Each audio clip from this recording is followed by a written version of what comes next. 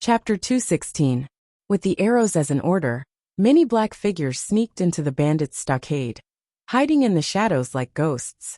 Nongqin's face was cold, and her eyes were dark and frighteningly cold. It was probably because it was not the first time that she had killed someone, so she was very calm. Her mind was not filled with fear or hesitation, but the voice of her Langjun when he taught her how to kill. Her mind was clearer than ever. Every time she sent someone to heaven, she became calmer. At that moment, she understood why her Langjun said that some feelings could not be expressed in words, and only by doing it herself could she understand it. Her hands were steady and scary, but there was a burning impulse in her chest that could spread to her limbs and burn all her senses. She was no longer a lowly servant girl who could be bullied by the servants. On the contrary, her hands could now control other people's lives. Crack. The sound of bones breaking rang in the silent night. She threw the dead bandits aside and didn't even bother to look at them. Looking at her subordinates, Nongqin curled her lips and made a few hand gestures to give orders. Under such circumstances, verbal communication would expose one's position and alert the enemy. Due to the technological level of this era, Jiang Pingji couldn't make any epic-making communication equipment. She simply used the simple hand gestures she learned in the military school and forced every member of the troop to remember every hand gesture. Some of the members had teased Nongqin before, but now they were so scared by her that their legs became weak. They didn't dare to look down on her anymore. She was not a female worm, but a female Rakshasa. She didn't move much, but she quickly grabbed the enemy's neck with both hands. In the blink of an eye, the neck was broken. Seeing that, the members couldn't help but touch their necks secretly, and they felt a chill down their spine. Their necks were the same, but looking at Nongqin's movements, they felt that the bandits' necks were made of paper. Their necks were all the same, but looking at Nongqin's movements, they felt that the bandits' necks were made of paper. Damn it! Burp. That girl is so delicate and tender. It's a pity that we don't know when we will get our turn. Boss and the others really don't know how to restrain themselves. They have already killed a few of them. Every time, we can only watch them eat the meat, and we can't even drink the leftovers. A bandit loosened his belt, took out something, and scattered it on the grass. When he spoke, his breath reeked of alcohol. The tip of his thick nose was red, and his eyes were slightly squinted, looking a little misty. His companion laughed and said, "He's the boss. If he doesn't eat meat, do you think he'll let you eat? Why don't you take a piss and look at yourself? Go, go, go. When did I say that?" The bandit from before released his stock. His stomach, which had been suffocating for a long time, finally felt a little better. He hurriedly shook his body, intending to fasten his belt. This is such a desolate place, and there's no woman to relieve my boredom. Isn't it too suffocating? Boss and the others are having fun every time. That sound can be heard from the entrance of the village. I'm not allowed to complain anymore. His partner laughed at him. Hey, you can just say that you miss girls. That bandit spat out a mouthful of saliva. Bah! I want to, but you dare to say you don't want to? The two of them had a night patrol mission, so they did not dare to sneak out for too long. They fastened their belts and prepared to rush back. Wait! Just as they were about to leave, the bandit was stopped by his partner. He said angrily, "If you want girls, go find them. Don't hold my hand. Get lost. Seriously, look over there. Isn't there something there?" Hearing this, the two of them looked at each other and felt a little uneasy. They were afraid that there were poisonous snakes or monsters hiding in the grass. When they thought of what they had just done, their hearts beat faster and faster, and their hands and feet began to become cold. "It seems to be a person. Go and see." "It's a person?" Before the bandit could react, his partner pushed him from behind. He lost his balance and fell into the grass. His face was stained with turbid liquid, which was suffocating. At the same time, his hands touched a strange cold soft object. Ghost! The bandit was so scared that he forgot where he was. He suddenly jumped up from the ground and crawled in the opposite direction. The other partner was also shocked. His hand trembled, and he directly threw away the flint in his hand. "What are you shouting for?" Just as the two of them were scared out of their wits and were about to run away together, Their leader came looking for them. There is a ghost, boss. There. It's a cold ghost. The bandit in front was scared out of his wits. His liquid-stained face was full of horror, and he pointed at the grass with trembling hands. What the hell? After the leader heard this, he was anxious, but he didn't want to lose face as a bandit leader. He calmed himself down and said stubbornly, I'd like to see what kind of thing is playing tricks on me. Too good for nothings. How could they be so scared? He took a step forward and kicked the grass. Sure enough, he kicked a heavy object, which scared the boss immediately. However, it was also because of this that the heavy object flipped over, revealing a face that was dripping with blood and had its eyes wide open. Under the bleak moonlight, it seemed especially terrifying. This man died with a grievance, and his neck was twisted in a weird way. They were shocked at first, but then they quickly realized that this man, wasn't he the gatekeeper but face? Nonsense. What the hell? Someone is attacking the stronghold. The boss reacted quickly. He was so angry that his veins were popping and his eyes were like bells. Attacking the stronghold? At this time, the other two bandits also came to their senses, but they were so scared that their limbs went limp. For a moment, they couldn't even stand up. Good for nothings. The boss cursed, turned around, and ran while shouting, Wake up, there is an attack. Whoosh. There was a slight sound of something breaking through the air. An arrow streaked across the night sky like a streak of silver light, piercing through the man's neck from one side and exiting from the other. Oh, a fish that escaped the net. A voice as cold as water came from above. Jiang Pingji was standing on a nearby roof, and the crossbow in her hand had just fallen. The two bandits were scared out of their wits. They watched as the bandit leader's neck burst into a beautiful flower of blood, and the thick smell of blood spread. Then with a bang they fell to the ground. It was too fast for them to react. Hearing the voice, the two of them turned their necks stiffly. The person was reflected in the moonlight, holding a strange crossbow in his hand. The person's eyes seemed to be stained with frost, and it was frighteningly cold. Capture these two as well. Jiang Pingji glanced at the two frightened bandits and said to the troops who rushed over, Search the stronghold again to see if there are any fish that escaped the net. If they are obedient, keep them alive. If they resist, kill them directly. Chapter 217. Tut, tut, tut, Xiaoyu. Look, some of these bandits were forced to become bandits. And some of them just want to reap without sowing and rely on robbing other people's labor resources. They work hard to farm for a year, but it's not as much as the profit of one job for these bandits. The hall was filled to the brim with boxes. Jiang Pingji crossed her legs and leaned against the main seat, as if she had no bones. She pointed at the open boxes below with her fair fingers, and her eyes swept over the bandits who were tied up with their hands tied behind their backs in a mocking manner. Suka looked at the things in the boxes. The blue veins on his forehead bulged, and he felt a little uneasy. He was not worried about what would happen to these bandits. He was just worried that his Langjun would get addicted to beating bandits and get carried away. Although he also felt good about it. Meng Hun sat on the chair of the second master of the bandit village. In contrast, Suka looked much more gentle.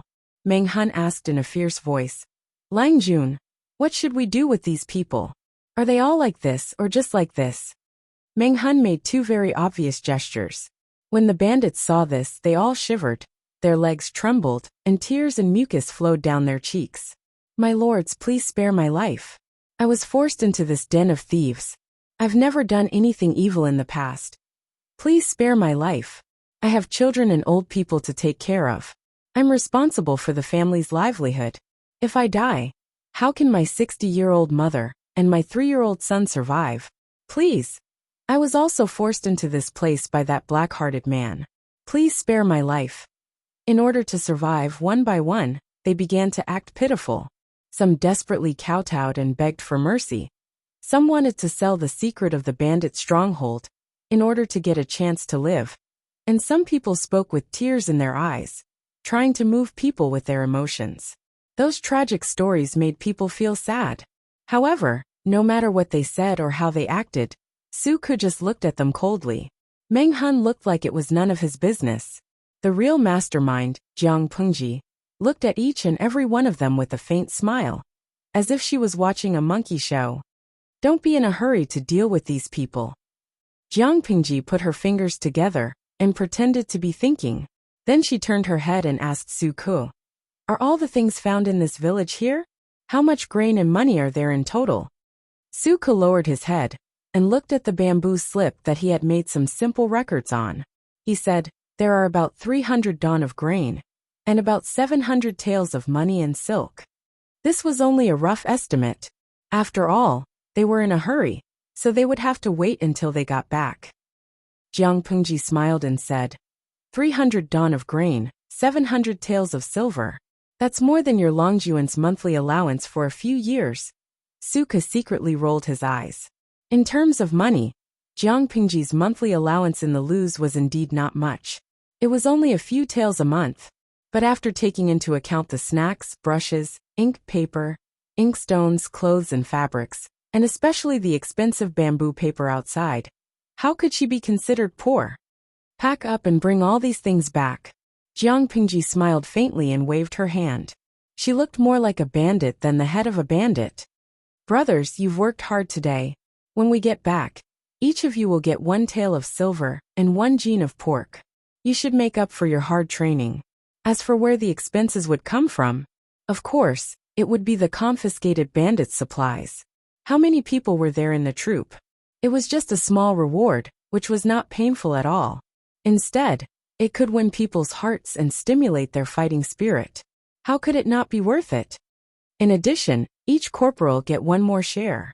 Of course, the treatment of ordinary troops and corporal had to be different, so that they could clearly realize that if they wanted to get better treatment, they had to train hard and climb up. Write it down. Su Ku nodded while writing. Jiang Pingji naturally did not forget Su Ku and Meng Hun. Each of them got 10 taels of silver. In addition, Meng Hun got a few more jars of wine and 5 jean of pork, while Su Ku got a few bolts of good quality cotton cloth, and some health herbs of equal value. The arrangement was made purely because Meng Hun was single. He had to feed himself, and Su Ku had to take care of his aunt. In front of a group of bandits, Jiang Pingji's attitude was particularly natural.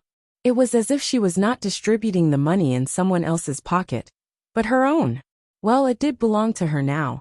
She waved her hand, and Su Ku understood. He asked his men to move the big boxes to the open space. Next, it was time to deal with the bandits. You, bandits! Kill me if you want. The leader of the bandits who was captured had a gloomy face. Everyone. The audience in the streaming room watched happily as Jiang Pingji distributed the loot. Then they were shocked by the words of the leader of the bandits. Longlian Junzi. Awesome. That's awesome. Lao Siji Lianmeng. Ha ha ha, host, did you hear that? Even the leader of the bandits called you a bandit. What does that mean? Muyi Qingfeng. Indifferent face. It means that the host is the leader of the bandits. The bandits worked hard to save their belongings by robbing merchants. But the host took them all at once. Wasn't he the bandit of the bandits? Kill me if you want. Jiang Pingji clapped her hands and smiled. You have guts. Then go to hell. Everyone was silent.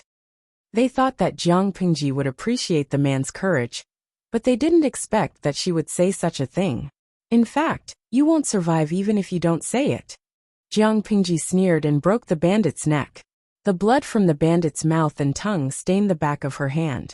Nongqing quickly handed her a handkerchief. She took it with her left hand and threw the bandit's body aside with her right hand. She wiped the blood on her hand with the handkerchief without frowning. Now, who wants to tell me that I can kill you if I want? Ha! Who dares to say that? The strong and cold aura was suffocating. The bandits had an illusion that they would be the next one. Capable people are tough and unyielding. That's worth appreciating. But a scum dares to challenge me. Who else but him will die? Jiang Pingji curled her lips and wiped the blood on the back of her hand. She put away the handkerchief instead of throwing it on the ground. She glanced at the crowd, but no one dared to look at her. People cherished their lives, even those bandits who risked their lives. Meng Hun followed behind Jiang Pingji with a knife in his hand.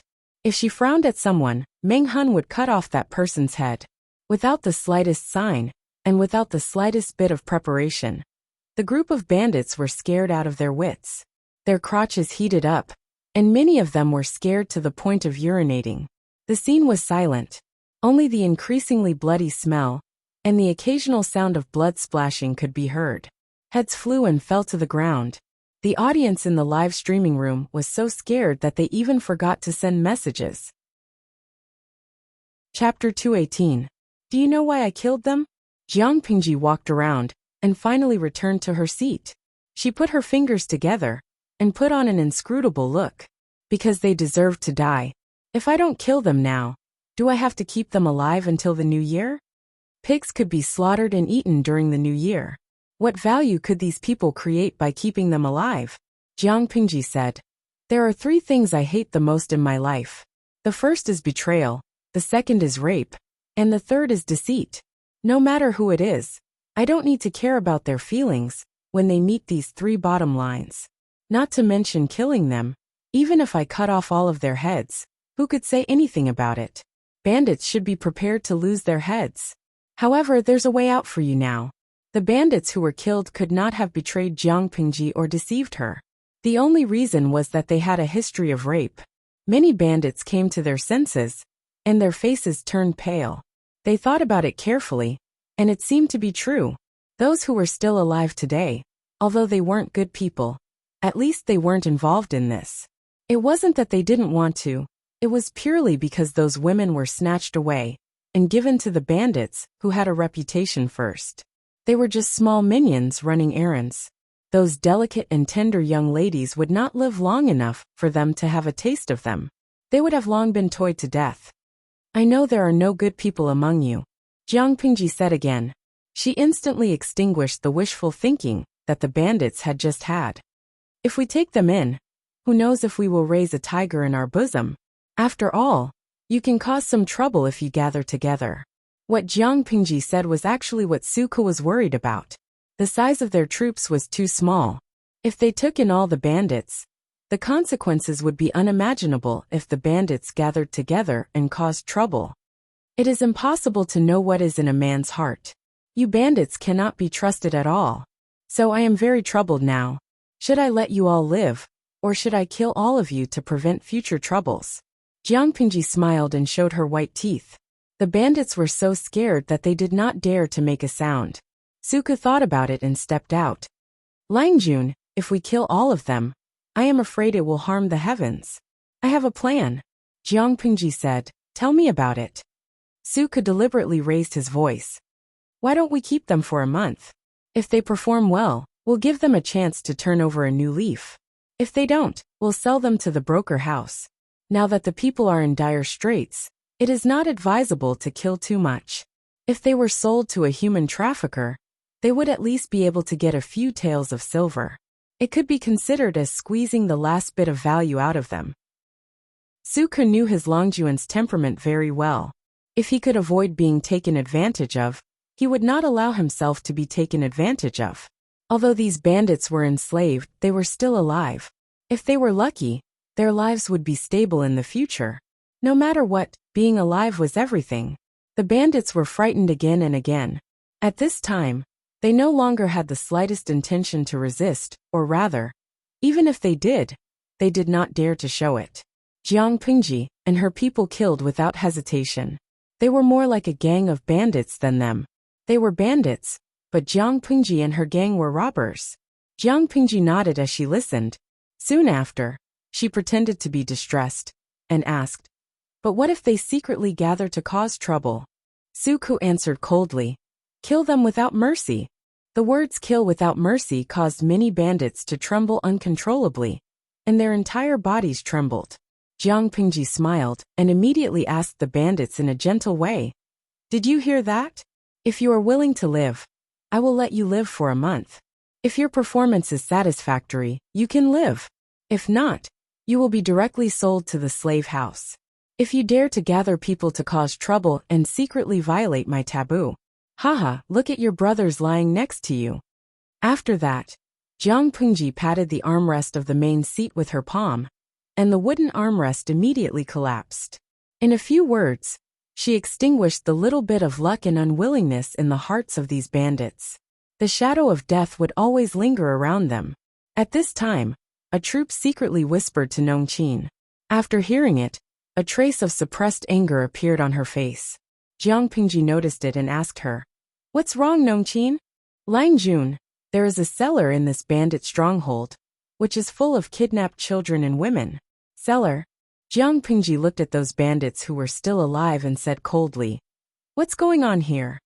Several bandits blushed and wanted to say something, but because of the previous shock and nervousness, they couldn't say a word.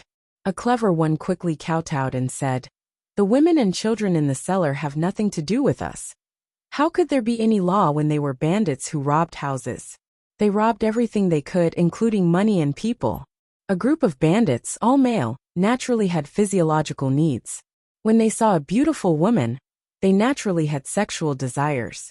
Jiang Pingji sneered and said, "Go and have a look. Watch these people closely. If anyone dares to struggle, kill him directly." Her words made those who wanted to beg for mercy stiffen, and they dared not make any noise. The air in the cellar was very turbid, and there was a lot of excrement in the corner. Smelling it made people feel like stomach acid was surging.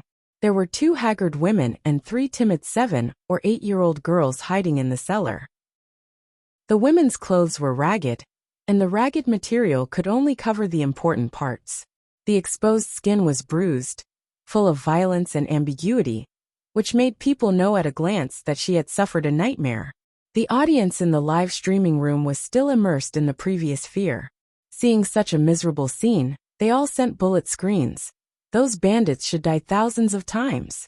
As for the 3 children, they were so thin that their bones could be seen. Their chins were very sharp, their cheeks were sunken, and their hair was dry and yellow, curled into clumps. No one knew how long they hadn't been washed. They were so thin that their eyes were especially big. Suka followed them and knew what had happened. He was suddenly speechless and didn't know what to say. It was not a peaceful era. It seemed to be flashy, but there were endless grievances and darkness behind it. The women and children locked in the cellar were just one of thousands of examples. "Bring these people back as well." Jiang Pingji's voice was very gentle, but those people were trembling at the same time, as if she was about to kill. Suka asked, "If I take them back, what should I do with them?" Chapter 219. Can a man give birth to a child?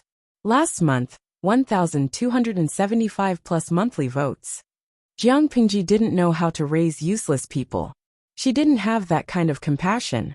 She had to ensure that the people under her could create value.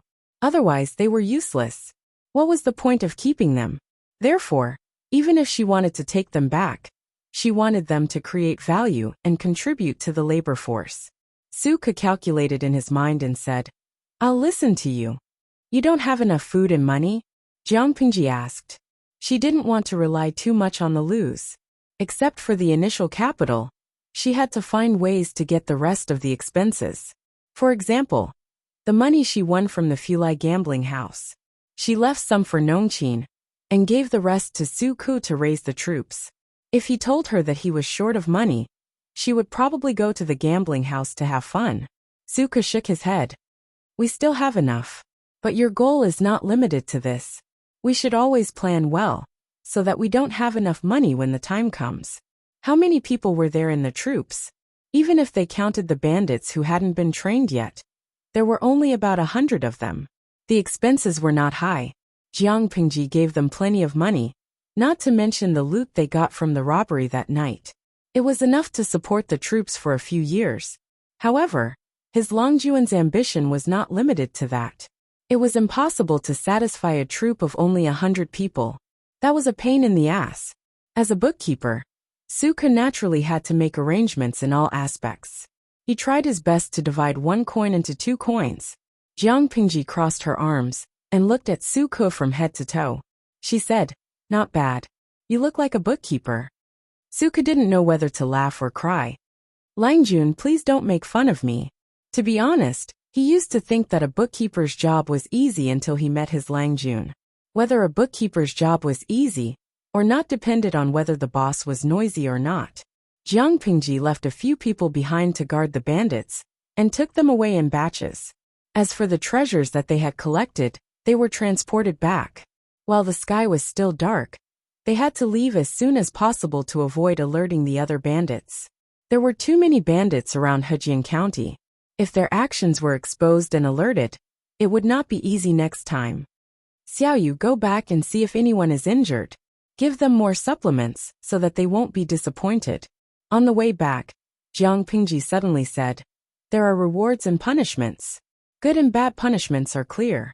That way, people won't be agitated, and we can nip the hidden dangers in the bud. Suka nodded. Don't worry, Langjun. I will definitely get it done. After a busy night, the troops went to sleep in batches. Another group of people were guarding the bandits, who were still tied up to prevent them from causing trouble. The farm was large enough, and there were many empty rooms. Suka ordered his men to clean up the other 2 large rooms and turn them into bunk beds. He gave each captured bandit a bed. In order to prevent them from rebelling, they were carefully separated and assigned to the previous troops to be regrouped with each other. Because there were more people, the daily expenses also increased. Suka still had a lot of miscellaneous things to do, and he only finished it at noon. Suku had seen the Liu family's internal account book recording method and felt that it was very clear, so he simply copied it and used it on the troops. The account book was clear and concise, and the accounts were clear and transparent. It was very useful. He calculated the rewards that should be distributed and was silently calculating how many pigs to buy in his heart. His aunt's voice came from outside the house. Aunt, why are you here? Suka put down what he was doing and got up to open the door. Didn't the master reward me with a few bolts of cloth? I think it's not bad.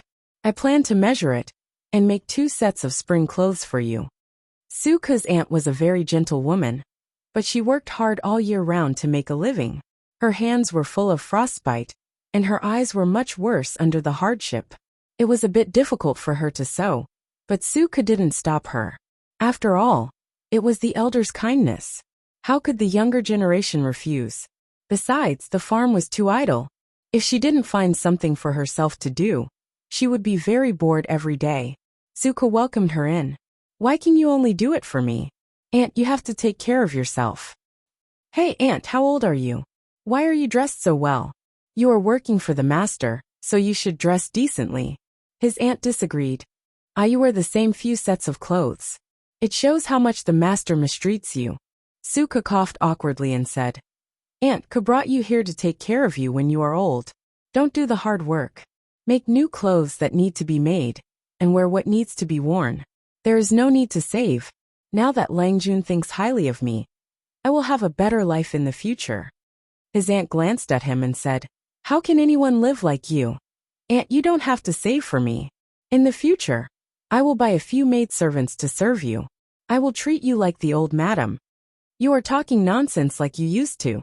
Don't talk about buying maidservants to serve me.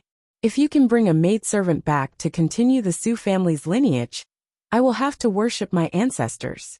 His aunt put her hands together, and Suka didn't know whether to laugh or cry. This matter is not urgent. When I find someone I like, I will definitely tell Aunt, and let you talk to the matchmaker. Suka's aunt was an open-minded and optimistic woman. She didn't rush Suka when he said so. However, there were still some things that needed to be said to him. A family like ours is not picky. If there is someone suitable and considerate to you, you can marry her. Suka just smiled and didn't give a clear answer. His mind was not on this. He had to finish the things at hand first. At least he had a foundation to establish himself. Besides, his mother's mourning period was not over yet. It was too early to talk about marriage. System.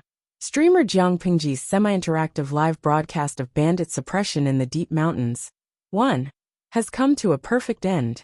Dear viewers, are you satisfied with this? A. Satisfied. B. Average. C. Not satisfied. It was time to conclude the voting again. This time, satisfaction was within expectations. After all, not everyone in the live broadcast could accept her killing, and she didn't want to change her plan for the audience. She thought that it would be good enough if she could pass the satisfaction level.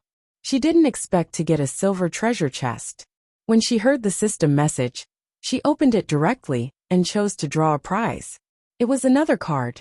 She clamped the card with 2 fingers and turned it over. There was a picture of a fat white baby curled up on the card. When she saw the small line of words at the bottom, her face was about to crack. Easy pregnancy pill. The young phoenix's voice is auspicious. Once chosen by the king, she will be doted on. However, no flower will bloom for 100 days. She will only sigh at the changing heart of her husband. If she has a baby by her side, she will definitely stand at the top of the harem and look at the flowers with a smile. Usage: take it before sex. Jiang Pengji chuckled. System: can you be any more *king useless? The system was about to explode. Jiang Pengji: that's enough. I am the harem intrigue system. What else can I give you? Jiang Pengji clicked her tongue and took the card. Is there a system that allows men to have children? System: as a harem intrigue system, you don't even have the ability to have children. How dare you say you are not useless? System. Chapter 220. System. What kind of decent system would do something like that? It was so pissed off by its terrible host. Jiang Pengji only responded with a cold snort. System. How could it be considered decent? A famous item to attract men's interest in their own bodies? An easy pregnancy pill to solidify men's love for them? Haha, it was really decent. It was a typical example of a whore trying to maintain her chastity. Jiang Pengji glanced at the 2 cards in her backpack. She seemed to be deep in thought. After a long time, she said, speaking of which, it seems that in the past half a month, you haven't sent me a real-time trigger mission. Why? Did you secretly uninstall this section? System clicked its tongue and said, how is that possible? After the section is loaded, you can only uninstall it after the second system upgrade.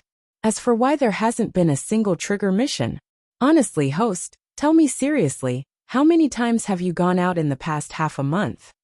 Other than going to the farm, she would stay at home and read.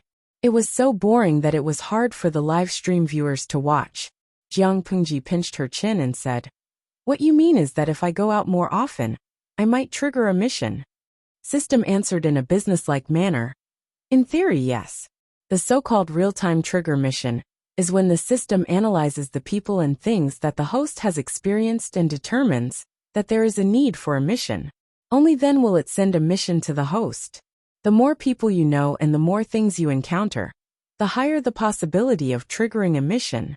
But I suggest that you let nature take its course. Jiang Pengji laughed and asked, let nature take its course? Yes. The system just did an analysis and found that you have the intention to go against the system. This is not good for you. The first time the system issued a real-time triggered mission, not only did the host decisively refuse to carry it out, but he even calmly accepted the punishment. After the mission was completed, the system was 99% sure that the host wanted to cause trouble again. Don't be so paranoid. No matter what, we're in a temporary partnership. We're in the same boat. What good will it do me if I deliberately go against you? Jiang Pengji spread her hands to show that she had no ill intentions. The system's answer was silence. Although it hadn't been with Jiang Pengji for long, the system already understood that it could only trust half of what she said. After a long while, the system finally spoke. I am very happy that the host can finally understand the pains of being a system. I will not harm you. I hope that we can get along well in the future. The system and Jiang Pengji seemed to have reached an alliance and restored a harmonious relationship. In fact, they were like 2 businessmen shaking hands with a smile. Each of them held a sharp dagger behind their backs, ready to plot against the other at any time, and then find an opportunity to stab the other in the back. Jiang Pengji only returned to the Lu residence when it was close to dinner time. When she returned, she heard from the gatekeeper that Lu Shi was waiting for her in the study. Frowning slightly, she lightly said, I understand. I'll go see my father now. Why was Lu Shi looking for her? Jiang Pengji had a vague guess. It was either related to the bandit suppression the night before, or there was news from Meng County and Song Prefecture. Although she did not take the initiative to tell Lu Shi about the bandit extermination, she did not deliberately hide it from him. The farm was kept a secret from outsiders, but not from Lu Shi. It was normal for him to know about it. As soon as he arrived at the study, He saw Lu Shi sitting upright with a slight frown on his face. His fingers were flipping through the booklet on the table. He was engrossed in reading. As usual, Jiang Pingji first saluted him. Then she said, "Father, what can I do for you?" Lu Shi then raised his head and gestured for Jiang Pingji to sit beside him. Lu Shi was about to say something, but he suddenly stopped. He looked a little hesitant. "Are you hurt?" Jiang Pingji was sure that was not what Lu Shi wanted to say before. She shook her head and said, "No, I'm not hurt. A gentleman does not stand under a collapsing wall. But I know you well. It's useless to persuade you." Lu Shi sighed softly. Then he smiled with some pride. Most of those bandits are the kind of people who only know how to steal and steal. They don't know the word loyalty. And they don't know the word loyalty. I won't object to your decision, but you have to be careful in case they plot against you behind your back. Jiang Pingji said, "Of course. The troops are short of manpower. If we take in more bandits than the original troops, there will be hidden dangers. But I found a reason to get rid of those who are easy to cause trouble. Although the remaining bandits are slippery and have dirty hands, they are easy to suppress and intimidate. Even if they gather together, they won't cause any big trouble." Lu Shi heard that and slightly tightened his hand on his left knee. Then he secretly loosened it. Originally, he thought that his daughter would not know the severity of the situation and keep a group of hidden dangers by her side. It would be terrible if she was bitten by them. Therefore, after receiving the news, he hurriedly wanted to see her and give her a reminder. However, he did not expect that this child was even more vicious and merciless than he thought. But there are exceptions to everything. The human heart is more complicated and changeable. Maybe there are times when I'm wrong. Jiang Pingji smiled faintly and said, "Siu, you did a good job." He separated the bandits. If that's the case, the bandits still dare to cause trouble. Speaking of this, Jiang Pingji's lips suddenly curved into a bloodthirsty smile. It's better to kill them directly. They couldn't create value, couldn't contribute to the labor force, and even dragged her down. Why not get rid of them early? Why keep them? I'm relieved that you think so. Lu Shi sighed softly. His hanging heart slowly calmed down. He was not afraid of anything. He was afraid that his child was too soft-hearted, or too proud and conceited. She could do big things well but stumble over small things. "Father, don't worry. I know what I'm doing." Lu Shi nodded and immediately looked at her with hesitation. "If that's the case, are you still going out these days?" Lu Shi was hinting at her to ask if she was still going to find trouble with the bandits. Jiang Pingji understood in an instant. "No, I'm going to digest and absorb what we've collected. It's more important to have quality than quantity. If the troops are too bloated, the overall strength will decrease instead of increase. It's not worth the loss." She planned to let the bandits undergo mandatory training for 3 to 5 days. Then she would see the results and screen them one by one. The useful ones would be kept, and the less useful ones would be sold to the broker, or let them work in the fields. Anyway, she did not keep idle people here. Seeing that Lu Shi was still there, she asked, "Father, do you have any other orders?" Lu Shi lowered his eyes and asked in a low voice, When did you kill Meng Liang?" Lu Shi knew that his daughter would do what she wanted to do, but he didn't expect that she would kill Meng Liang without hesitation. If he hadn't thought of Meng Liang on a whim, he would have thought that he was still alive. Jiang Pingji smiled and said, "How long has Coach Meng been here?" "Meng Liang has been dead for a few days." Chapter 221. One of the only father. You don't know about this? Jiang Pingji thought that with Lu Shi's attention to her, nothing that happened around her could be hidden from his eyes. Lu Shi shook his head. Ever since Jiang Pingji asked Su Ku to convey her attitude, he had let his guard down. He did not expect that his daughter would send Meng Liang to the afterlife. Did she need to be so efficient? "I am not omniscient and omnipotent. How can I know everything?" Lu Shi felt a slight pain in his forehead, but he was already dead.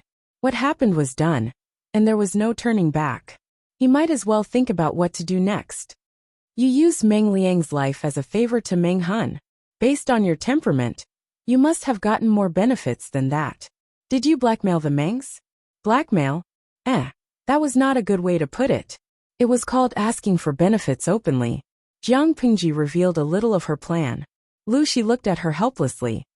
Didn't I give you the list before? If you still need more, go to the accounts room and get more. Lu Shi said with some forbearance. You are the only child in the family. These are all yours. Why do you have to be so calculative with me? To put it nicely, his daughter had her own abilities. To put it bluntly, she was estranged from him. That was not what Lu Shi wanted. Jiang Pingji was silent for a while. If it were in the past, she would not have bothered to explain. But now, she felt that it was not a good idea to do so. Father, you misunderstood me. It's not that I am calculative with you. I just don't want to be involved with the aristocratic families. Jiang Pingji hesitated for a while. Lu Shi looked at her in shock. She said, starting from scratch, it will be easy to distinguish in the future. Whether it was Su Ku Meng Hun or Qiguan Rang, all three of them had one thing in common. They had low social status. It wasn't that she couldn't attract people of high status. In fact, as long as she put up the banner of Lu Shi's son, she could also attract people of a certain status with Lu Shi's halo. As the son, she could also attract people of a certain status. Why didn't she do that? Because she did not want to. If she got involved too early, she would be passive in the future. Jiang Pingji's goal was very clear, so in order to achieve it, she needed to formulate a series of plans. Considering the current social climate, she decisively gave up the more convenient path of relying on her father. The benefits in the early stages were indeed great, but what about the middle and later stages? She wanted to nurture her own team and talents, not those who were only thinking about clan bloodlines.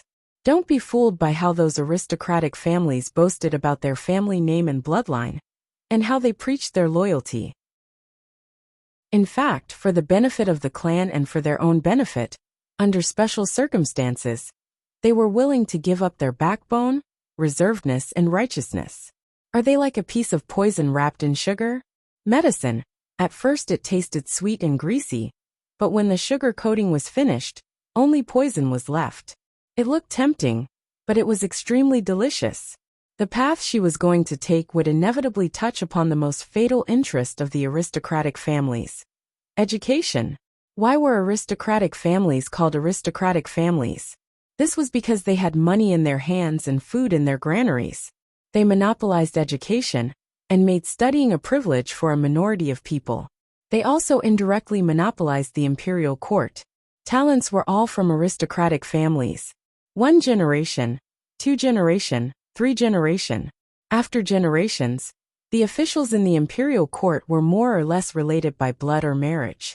When this group of people worked together, how could the emperor have a say? Did they want to attack them? Haha. They didn't mind firing the emperor first. Jiang Pingji had enough of this ignorant era. Out of 100 people she met outside, 99 of them were illiterate. In addition to education, there was also the land. Were the farmers in Dongqing not hardworking? They were very hardworking. Jiang Pingji was very clear about this. They worked before dawn, and only returned home with their hoes when the sun set. They worked from dawn to dusk, and they couldn't even save a surplus of food throughout the year. If they were unfortunate enough to encounter a natural disaster, they couldn't eat a full meal throughout the year. Perhaps a large number of people would starve to death. Starving people everywhere. Was this just a word? This was a living hell on earth. But why were they so hardworking, but still unable to eat enough and wear warm clothes? Was the land too barren, or was the tax exploitation too vicious? Although Jiang Pingji was criticized by the system for not going out much, in fact, she was trying her best to understand this era from books and understand their lives through chatting with the farmers. The more she understood, the clearer Jiang Pingji was about the path she wanted to take. This path was very long, but she would try her best to plan and perfect it. Obviously, in the path she planned, the aristocratic families were not allowed to interfere in the beginning. If they were, the development in the middle and later stages would be more restrained. She wanted to promote education, so that all children could study, regardless of their status. Would the aristocratic families be willing? She wanted to reform the land, so that all the hard-working people could reap the benefits they deserved. Would the aristocratic families be willing? Her ideas touched the most important thing in their lives. They would use all their strength to oppose it. When the time came, would they listen to her? Or would she listen to others? As a son of an aristocratic family, Jiang Pingji's ideas were simply unorthodox. She was a living freak. Why? Lu Shi held back for a long time before he asked these few words with trembling lips. Jiang Pingji asked calmly, "Father, do you think there is a difference between being the only one and being one?" She was very clear that because of her cheap mother's influence and spoilers, Lu Shi had long been mentally prepared for this reality. In terms of stirring up trouble, Lu Shi fully supported her, and supported her to take that path. Therefore, she wanted to have a frank talk with the other party. The only one. Lu Shi was smart and instantly understood what she meant. What was the only one? There was only one since ancient times. What was one? One among all the living things. The meaning of Jiang Pingji's words was very clear. She wanted to step on the aristocratic families, promote education, reform the land, and enlighten the people. To the small group of people in the aristocratic families, she was indeed hateful. But to all the living things and people in the future, she might be the only one to reach this step since ancient times. Those who came later would not be able to catch up. Jiang Pingji smiled suddenly and said confidently, "If father thinks that I am disobedient and unfilial, it is still not too late." She was still young. If Lu Shi wanted to deal with her, there was nothing she could do, right? Of course, if Lu Shi wanted to keep her, he had to have the ability to do so.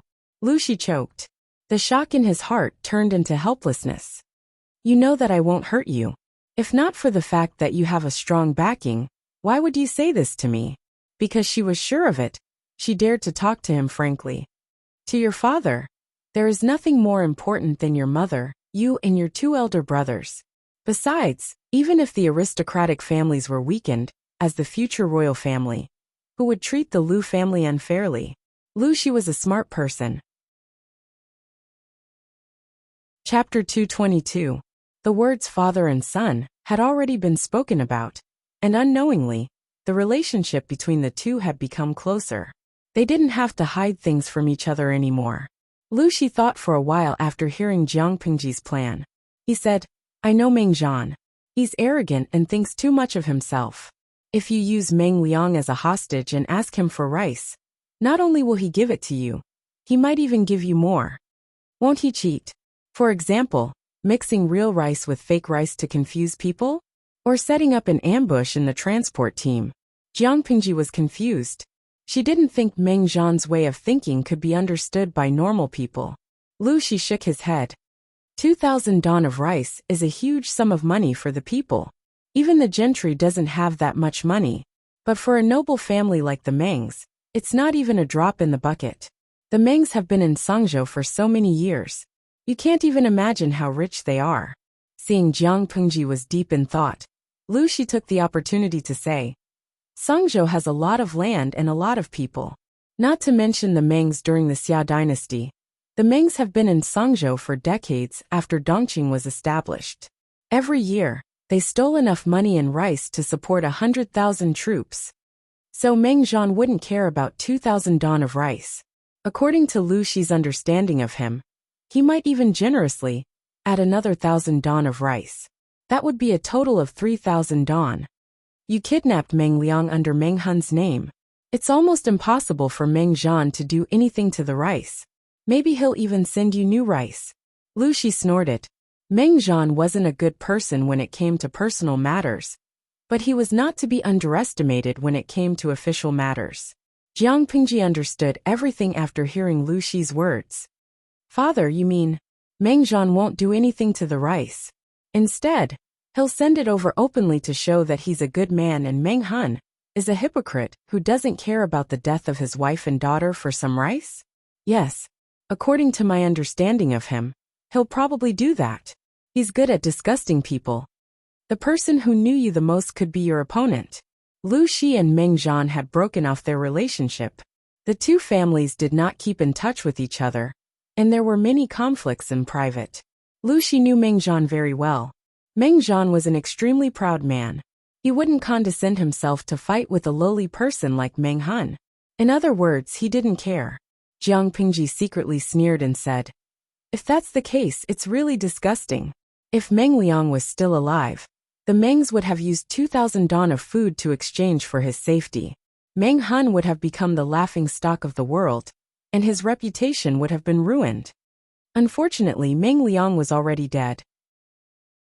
If the Mengs dared to use this method to disgust her, she would let them know what disgust was. But then again, he didn't expect the Meng family to be so rich. Their accumulation was so rich that it made people envious. If I had known that he was so rich, I would have asked for 30 to 50,000 stones. Asking for a mere 2,000 stones will only make people laugh at me in secret. Jiang Pingji added unhappily.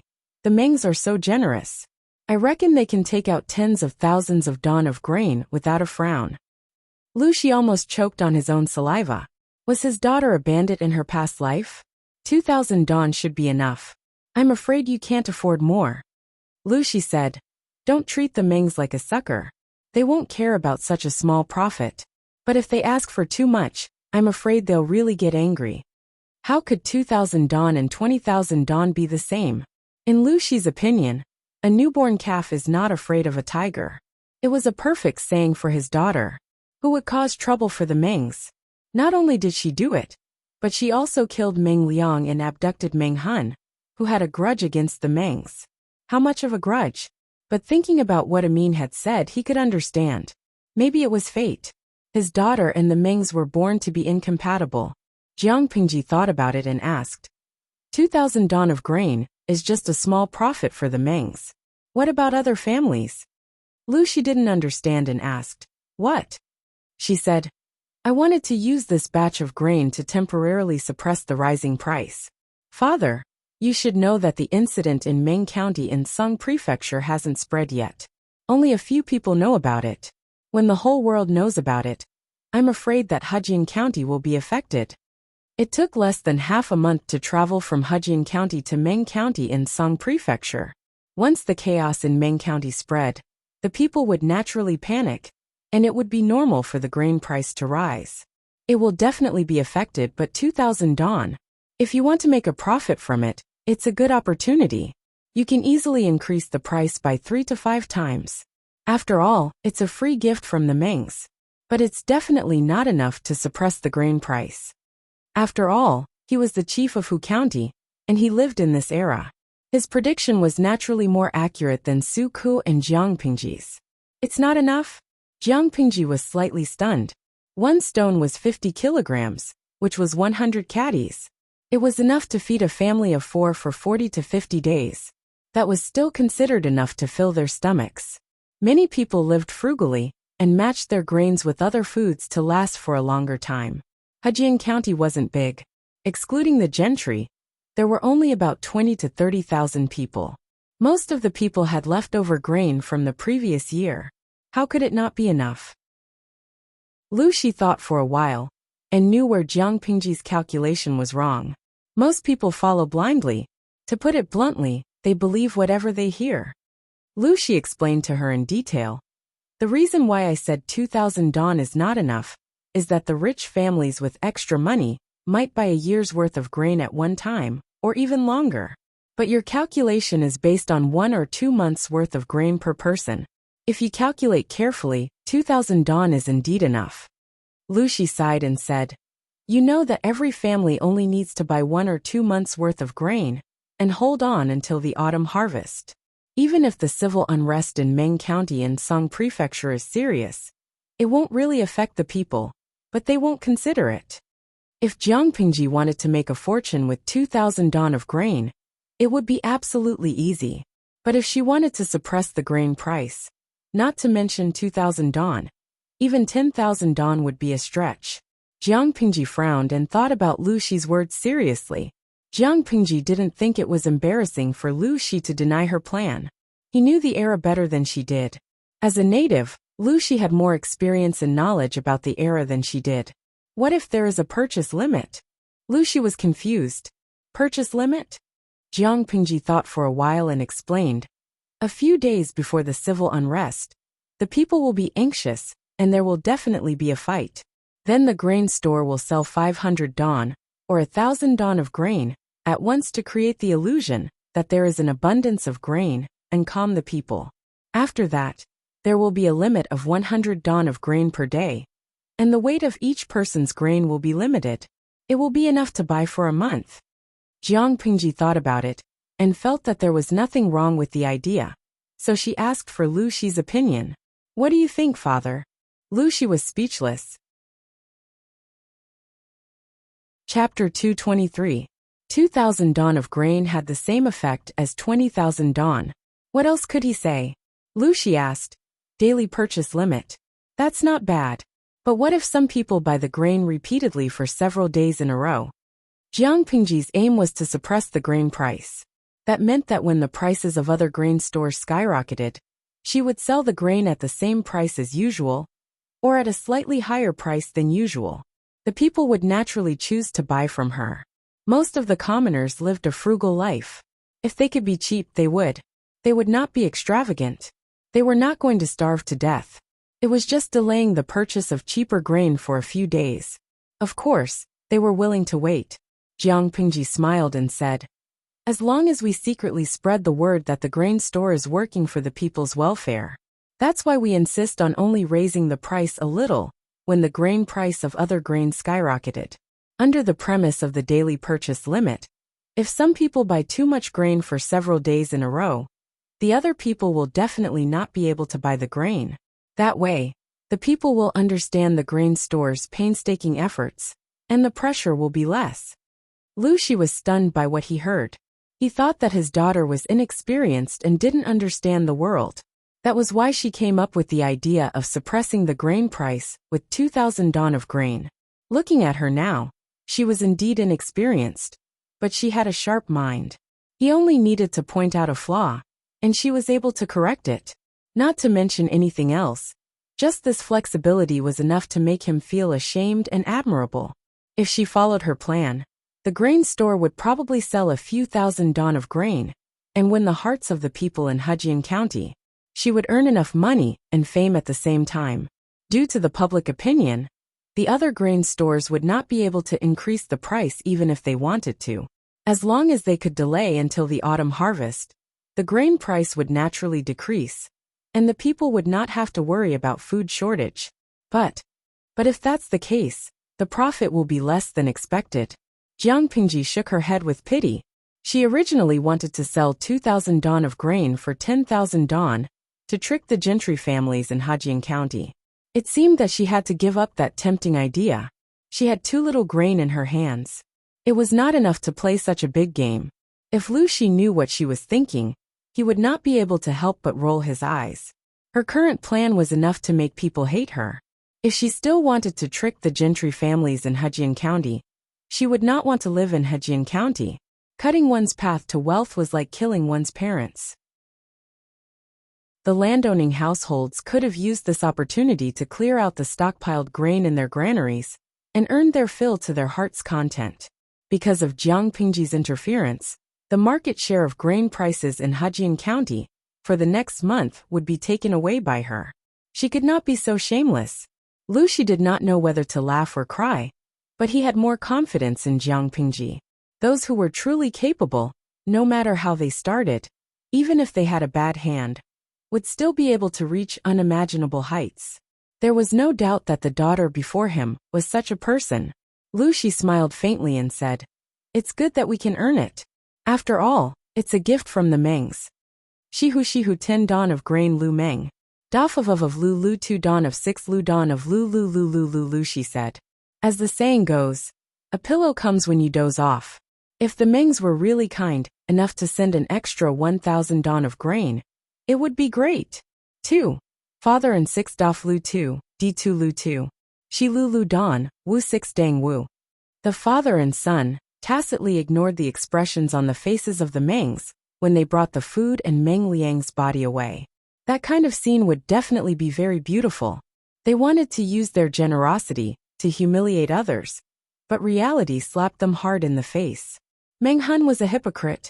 He wasn't. He had guts and brains. He cheated the Mengs of a few thousand don of grain, and he even dared to wield a butcher's knife against their baby to avenge his wife and daughter. The Mengs wanted to trample on Meng Hun's dignity, but Jiang Pingji did the same. The development of the troops was very smooth. Jiang Pingji had removed the troublemakers early on. The remaining people, with the cooperation of Meng Hun and Su Ku, naturally could not cause any trouble. Instead, they were assimilated into the life of the troops and gradually accepted the status quo. What was so good about being a bandit? Even the bandits themselves thought the same.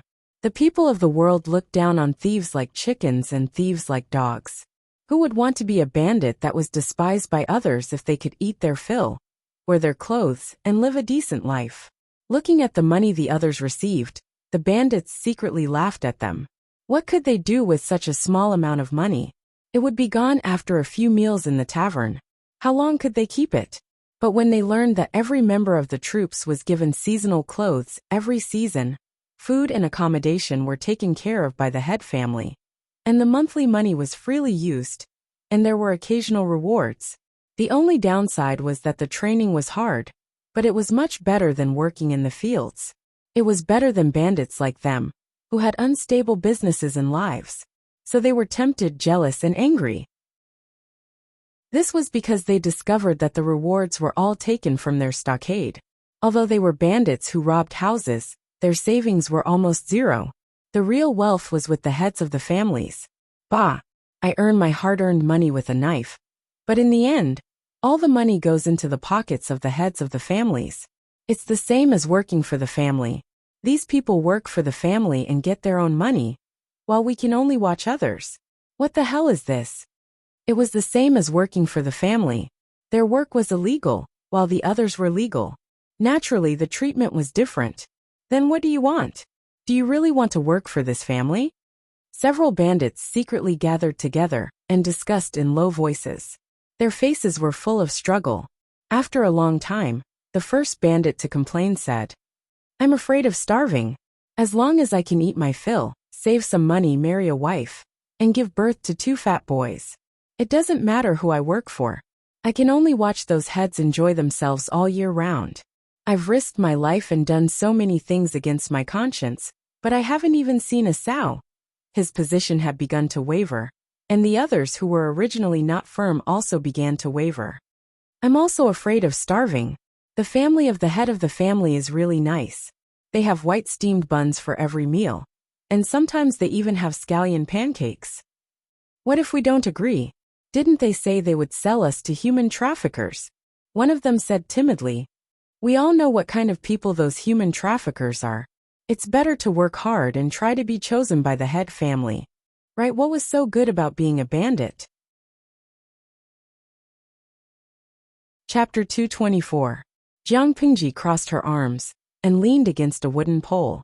She raised her eyebrows as she looked at the training scene in front of her. "I thought it would take a lot of effort to tame these bandits, or at least 10 days to half a month.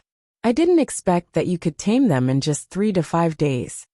She smiled at Su Ku, who was standing beside her. "They are working very hard. To prevent any possible hidden dangers, Su Ku scattered all the bandits he took in and inserted them into the original troops. However, looking at them now, those who trained so hard that veins were popping out of their foreheads, and it was obvious that they had used all their strength, were actually that group of bandits. In comparison, the original troops were also working very hard, but it was easy to see the difference between them. That surprised Jiang Pingji. Except for a few evil people, most of them are ordinary people. They just want food and a peaceful family. If they had other choices, they wouldn't have taken the risk to become bandits. I only showed them the benefits of being part of the troops. I didn't need to do much else to make them want to stay. In order to stay, they will try their best to show off their abilities. To put it bluntly, whoever gave them milk was their mother. They were willing to follow and work for whoever could give them a good life." Su Ku didn't need to say much. He only needed to let the original troops reveal a little about their current treatment. When it came to these bandits, no amount of flowery words could compare to the benefits they could get. Jiang Pingji calculated the time in her mind and said, "In a few days, the food from Ming County will be delivered here. We should also prepare in advance. Let's first arrange people to guard the border of Hejin County and Ming County. Let's find out the details of the food team." Su Ku heard her mention this and frowned worriedly. He asked, "If they deliver the food, how will we take it?" The Lus can't get involved in this matter to avoid being suspected by the Mengs. But if we let Coach Meng lead the people there in person, I'm afraid that the food team might be deceptive and suddenly attack. If that's the case, won't it put Coach Meng in danger? Jiang Pingji laughed and said, when did I say that I would personally send people to take the food away? In fact, Jiang Pingji had no intention of showing her face. The more flaws she revealed, the easier it would be for others to use against her. So, Langjun, what do you mean? Su Ke's eyes flashed as if he had thought of something. Bamboo pieces. At some point, she was holding a slender piece of bamboo between her fingers. It seemed to have been removed from an old bamboo slip. We only need to write down what we need to do at each step, and let them carry it out themselves. First, order them to put the food in the designated place. Then use the bamboo pieces to lure them to another place. Lure the tiger away from the mountain, and then move the food away. Su Ming looked hesitant. But 2,000 dawn of food isn't a small amount. Even if we send everyone in the army, we might not be able to move all the food in a short period of time. If the Meng family returns to the future and catches us unprepared, what should we do? Jiang Pingji smiled and said mysteriously, I have my own plan. Just wait and see. Su Ke. He suddenly felt an indescribable pain in the ass. It seemed like he was the brains of the other party, right? It felt like the roles were completely reversed. A few days later, the weather was getting warmer and warmer. Most people had already put on light spring clothes. The good-looking Langjuns wore flower hairpins and powder, long robes with wide sleeves. When they stood in the wind, they looked like they had ascended to immortality. Jiang Pingji couldn't stand the trend. She still wore no makeup, and her clothes were plain and clean. At first glance, she seemed to come from an ordinary family. But if one looked closely at the material of her clothes, one would know that her family wasn't simple. Jiang Pingji sat in a tea house at the closest station to Hejian County. She asked the owner of the tea house to bring her a big pot of tea. Lanting the taste of this tea. It must be hard for you to eat it. Qi Guanrang glanced at the clay bowl she was holding and gulped down the tea. He looked at the shabby surroundings and shook his head. Jiang Pingji secretly rolled her eyes. Nothing will happen to me if I drink it. Why can't I drink it? Compared to the delicate tea she usually drank, the big pot of tea was rough and simple. There was a slightly astringent taste in her mouth.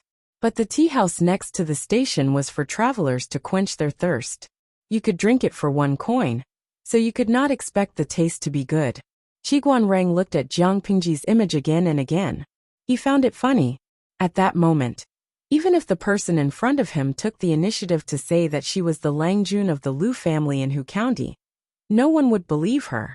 Jiang Pingji was not dressed in her usual refined attire. She was dressed in a dark, coarse brown robe with 2 patches on her shoulders. Her long hair was tied up high, and the hair tie was made from rice stalks. Her skin was a little darker than usual. Except for her delicate face and bright eyes, she looked like a farmer's boy. If she had not come to find him in the Lu family's carriage, Qi Guanrang would not have recognized her. It's easy to go from frugality to extravagance, but difficult to go from extravagance to frugality. But it doesn't seem to make a difference to you. Jiang Pingji smiled and raised her eyebrows at him. She said, Am I that delicate? Qi Guanrang coughed. Jiang Pingji said she was not a delicate person, but she said he was. He decisively changed the topic. He covered his eyes with one hand and looked into the distance. You said you wanted me to watch a good show. Where is it? As soon as he finished speaking, there seemed to be smoke rising in the distance. Qi Guanrang's nerves tightened. He instantly understood Jiang Pingji's intention. That sucker really sent something over? Since there were others in the tea house, Qi Guanrang did not say it too clearly. He used a term that both of them could understand. Jiang Pingji looked in the direction Qi Guanrang was looking at. She smiled. Do you dare to bet with me on whether this is a big fish or a small one? Qi Guanrang asked her.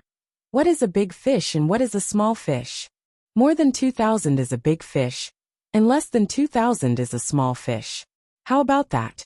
Qi Guanrang hurriedly waved the feather fan in his hand and said, I won't bet with you. I will definitely lose. Jiang Pingji had dragged him over to watch the show. She must have known the details of the grain team. If he were to bet with her on the amount of grain in the team, wouldn't he be asking for trouble? Whether it was big or small, the person in front of him would not lose. What was the point of betting? Boring. Chapter 225. The grain team transporting the grain was very large, and there were more than 200 soldiers dressed as military officers on both sides of the team. Each of the soldiers was holding a gleaming spear in their hands. Even if someone coveted this batch of grain and wanted to take advantage of the situation, they would have to think twice before doing so. The laborers were sweating from head to toe. Their faces were red, and their clothes were drenched in sweat. They were overjoyed when they saw a tea house next to the station. "Sir, we've been transporting the grain for so long. We're all tired. Why don't we rest for a while before we continue?" The leader of the laborers approached them with a smile and talked to the leader of the soldiers who were guarding the grain. They were all made of flesh and blood, not made of steel. After transporting so much food from Meng County to here, the cooks were physically and mentally exhausted. However, the soldiers on horseback were blind and could not see. Anyone who was slow would be whipped. Luckily, Hejian County was right in front of them. It would only take them half a day to get there.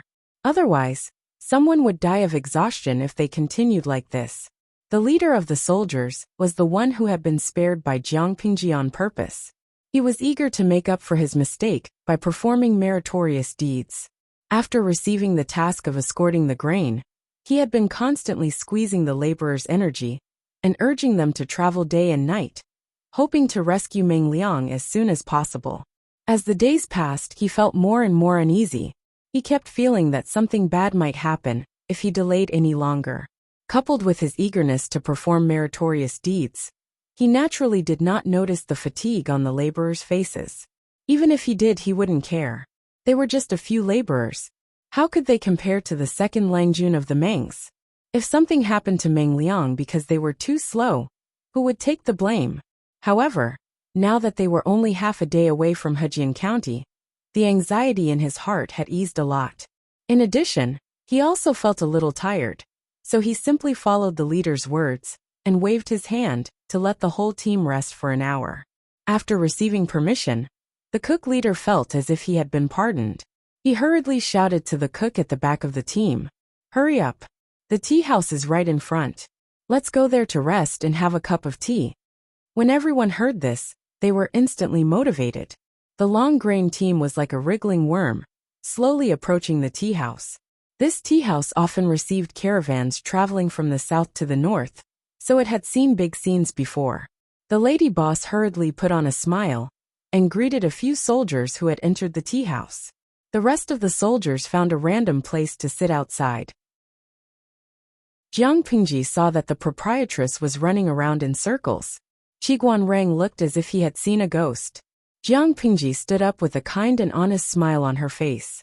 "Lady boss, why don't I help you?" "Hey, I was in too much of a hurry and forgot to bring my copper coins." The lady boss looked at her from head to toe and smiled warmly. "It just so happens that we're very busy here. Go and serve a few bowls of tea to the soldiers outside. Do it well. If you're clumsy, you'll have to pay double the compensation." Jiang Pingji smiled and said, "Don't worry about that. I work in the fields every day at home. My hands and feet are nimble." If it had been someone slightly more mean, they would have probably punished her. Why did she come here when she could not even afford a copper coin's worth of tea? However, Jiang Pingji could tell that although the proprietress had a mean face, she had a sharp tongue and a soft heart. She was very warm and considerate. Sometimes, when travelers did not have money to pay for tea, she would generously waive it. When it was cold, she would even make ginger soup to ward off the cold. Qiguan Rang was stunned. He watched Jiang Pingji walk out of the tea house with a big bowl of tea. She easily blended into the grain team and secretly observed the goods in the cart under the pretext of serving tea. Her face was filled with a warm smile. It was as if she had changed into a different person. Was this the same Lu Shi, the son of the Lu County chief that he knew? Would anyone believe that he was a wild boy from a peasant family? Qiguan Rang was greatly impressed. On the other side, Jiang Pingji had gained a lot. Using the opportunity of serving big bowls of tea, she seemed to be complaining and chatting, but she slowly got important information from the cooks. Of course, the cooks who leaked the information didn't realize it. After all, they were accompanied by the soldiers who escorted the grain. "Hey, you're just a wild boy. Why are you so curious?" A soldier raised his head and gulped down a bowl of tea. He still felt thirsty and asked Jiang Pingji to bring him another bowl. "Bring me another bowl. I'm dying of thirst." Another soldier smiled and said, "He hasn't seen much of the world. It's not a big deal for him to ask a few questions out of curiosity. Anyway, he did not ask any important questions, so he could answer them." Jiang Pingji readily agreed. "2 bowls of tea. Please wait for a moment." Qiguan Rang looked at Jiang Pingji's nimble figure as she busied herself everywhere. If he didn't know that she had an ulterior motive, he might have misunderstood. However, for a noble son of an aristocratic family to go this far in order to obtain information, he had to give it his all. He laughed involuntarily. After an hour, Jiang Pingji, who had not stopped for a moment, finally had the chance to sit down. The grain team had set off again. Why do you have to do this?" Qiguan Rang did not know whether to laugh or cry. "If I didn't do this, it would be hard to get close to them." Jiang Pingji had been busy for a long time, so her mouth was dry. After drinking a bowl of tea, she felt refreshed. She whispered to Qiguan Rang, "There's no problem with the grain team. It's not 2,000 dawn, it's more than 3,000 dawn. The Mengs are really generous. I just don't know if they'll still be smiling in 2 days." Qiguan Rang raised his eyebrows and said in surprise, "I only saw you bustling about and trying to get information from people. You didn't even get close to the grain wagons that were being guarded by the soldiers. How did you know that there was no problem with the grain? You even knew the specific amount," Jiang Pingji said. "That's easy. Look at the weight of the wheels. The weight of the same bag of grains and sand is different. I also went to get some information from those cooks, and I can roughly estimate the total amount of food they have." Although Jiang Pingji was busy, she was actually multitasking. She added in a low voice, "Of course, I took the opportunity to get close to the grain team, not to look at the grain." Qiguan Rang was suspicious. The main purpose of getting close to the grain team was not to look at the grain? Then what was it for? He frowned slightly and began to recall Jiang Pingji's actions during this period of time, hoping to guess her real intention. "Don't keep thinking about it. I'm here to deliver something. If I don't take this opportunity to deliver it, it will be inconvenient to take action at other times, and it will easily arouse suspicion."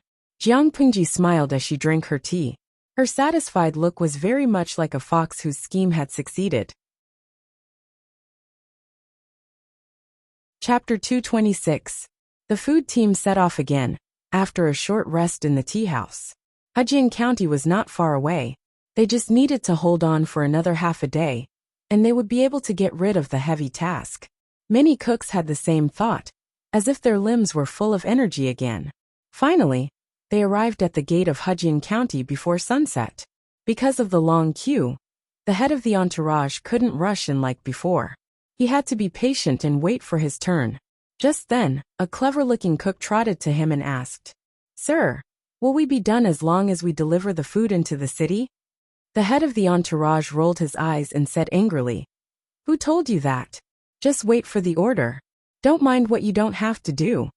If the cook asked him, who would he ask? The food team was huge and attracted a lot of attention along the way. Meng Hun should have known that they were coming. However, he still didn't know what the thief wanted to do, where, when, and how he would take over the food. The only thing he could do now was to wait patiently for the thief to send his men and hand over the food. As he was thinking, it was almost his turn. The head of the entourage couldn't help but frown as he looked at the towering city gate. Since the guards at the city gate were rotational, and the guards on duty today were not the same as the previous ones, they didn't recognize the head of the entourage as the culprit of the murder at the city gate. They only saw the food team, so they couldn't help but feel suspicious. A guard walked up and asked, "Where did you come from? What's in the cart?" He looked at the cooks and the soldiers who were escorting the food with his beady eyes. He was thinking about how to get something out of them. They had done this kind of thing many times. They secretly took advantage of the commoners entering and exiting the city gates, and asked them to pay some money to show their filial piety. The commoners did not fight with the officials. Even if the guards of the city gates were not considered officials, most of the commoners would still grit their teeth and be taken advantage of.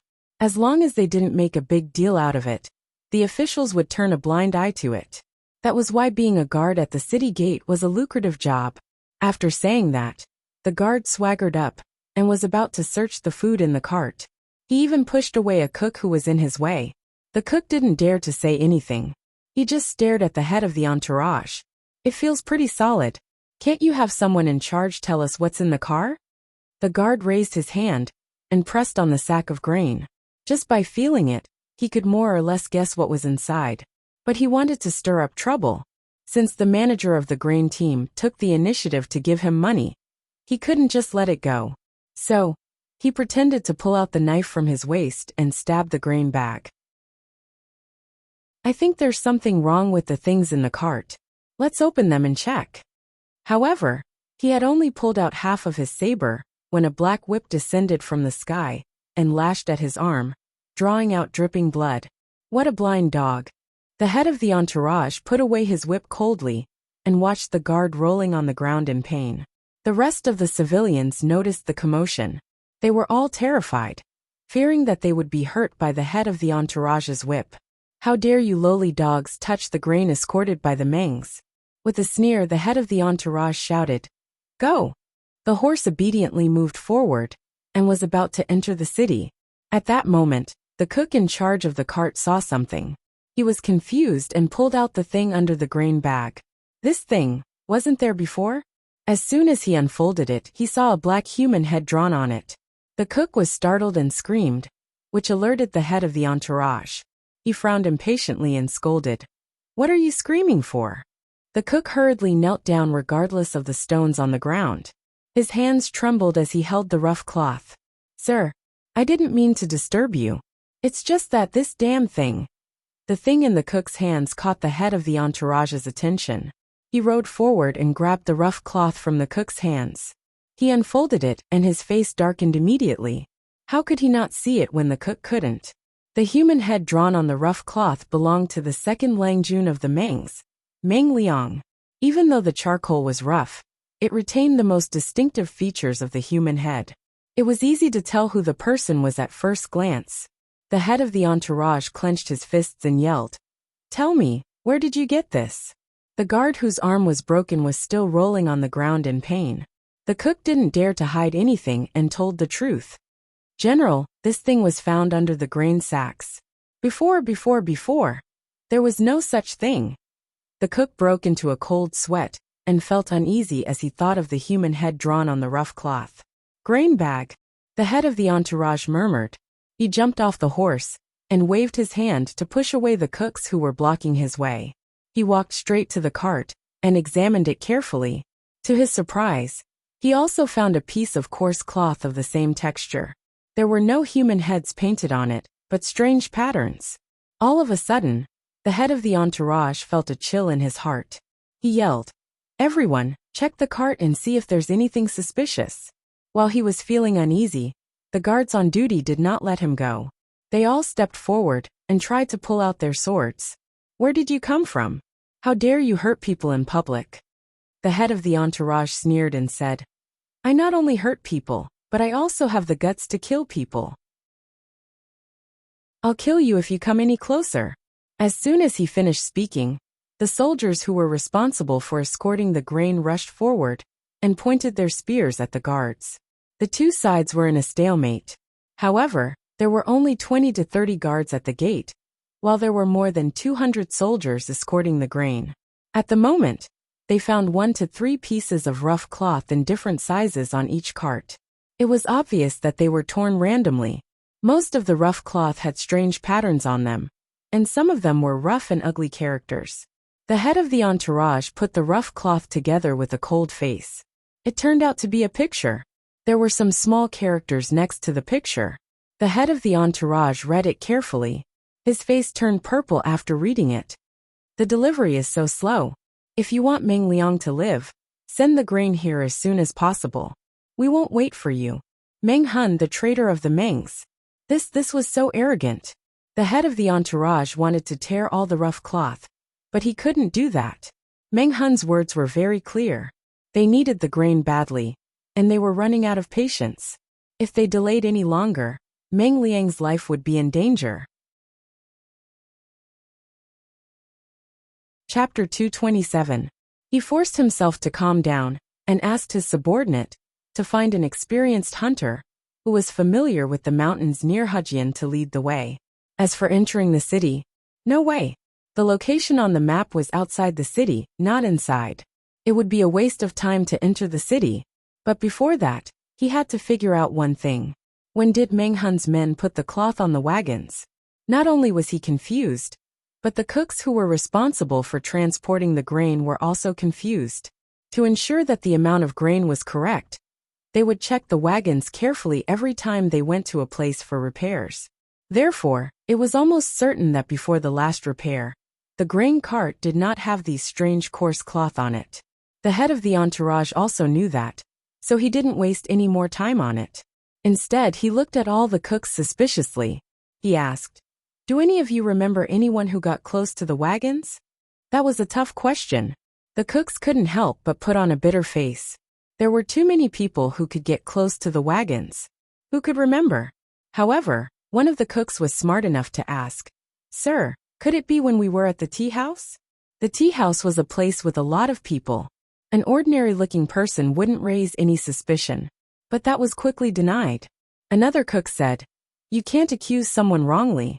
Everyone was beside the wagons during the repair. How could there be anyone suspicious?" These things obviously appeared out of nowhere. People in that era were afraid of ghosts and gods. They often liked to explain things that they didn't know. The head of the entourage was annoyed. He scolded, "Nonsense! How can you believe in ghosts and gods? Think about it carefully. Who could it be? If no one touched the wagons and left these things behind, then the only reason was that there was a mole in the team." The head of the entourage had basically given his verdict after he came to this reliable conclusion. The cooks all shook their heads. Some of them suspected that it was Jiang Pingji who brought the tea, but it was not a reliable guess. Apart from Jiang Pingji, the owner of the tea house and the waiter also brought tea. Compared to the latter two, the former didn't get close to the wagons. How could they stuff the cloth into the wagons? The cooks looked at each other and became nervous. They were afraid that the head of the entourage would suspect that they were spies. The head of the entourage glanced at everyone, trying to find the mole among them. In the end, everyone looked like a mole, but no one looked like a mole. He had no choice but to put this detail aside for the time being and prepare to transport the food to the destination. It was easy to find an experienced hunter who was familiar with the terrain. After promising a large sum of money, the hunter agreed to lead the way. However, this made things difficult for the laborers who transported the grain. The mountain road was steep and not suitable for the grain carts to travel. Therefore, they could only give up on the grain cart and choose to carry the grain bags on their shoulders to carry the grain up the mountain. However, this mysterious joke seemed to have just begun. Someone found a bamboo slip at the place where the map was drawn. On it was written, "How obedient, but your speed is disappointing. I can't wait any longer. Sending the food to this place is a punishment for your inefficiency. Meng Hun, the traitor of the Meng family." The head of the entourage's face turned as dark as the bottom of a pot when he saw the bamboo slip and the coarse cloth under it. At this time, a soldier asked him, "Boss, what should we do now?" The head of the entourage was breathing heavily. Although he was not carrying the grain, the mountain road was steep, and he was wearing heavy armor. Naturally, he was sweating and breathing heavily. What else can we do? Just do as the higher-ups say. Meng Liang was still in Meng Hun's hands. If they dared not do as he said and angered Meng Hun, he might kill Meng Liang. By then, they would be the ones crying. For the sake of Meng Liang's life, they had to obey. Fortunately, the destination marked on the second map was not far from here. The old hunter told them that they could get there in about 15 minutes. "Ah, you're fast this time. But I've already left.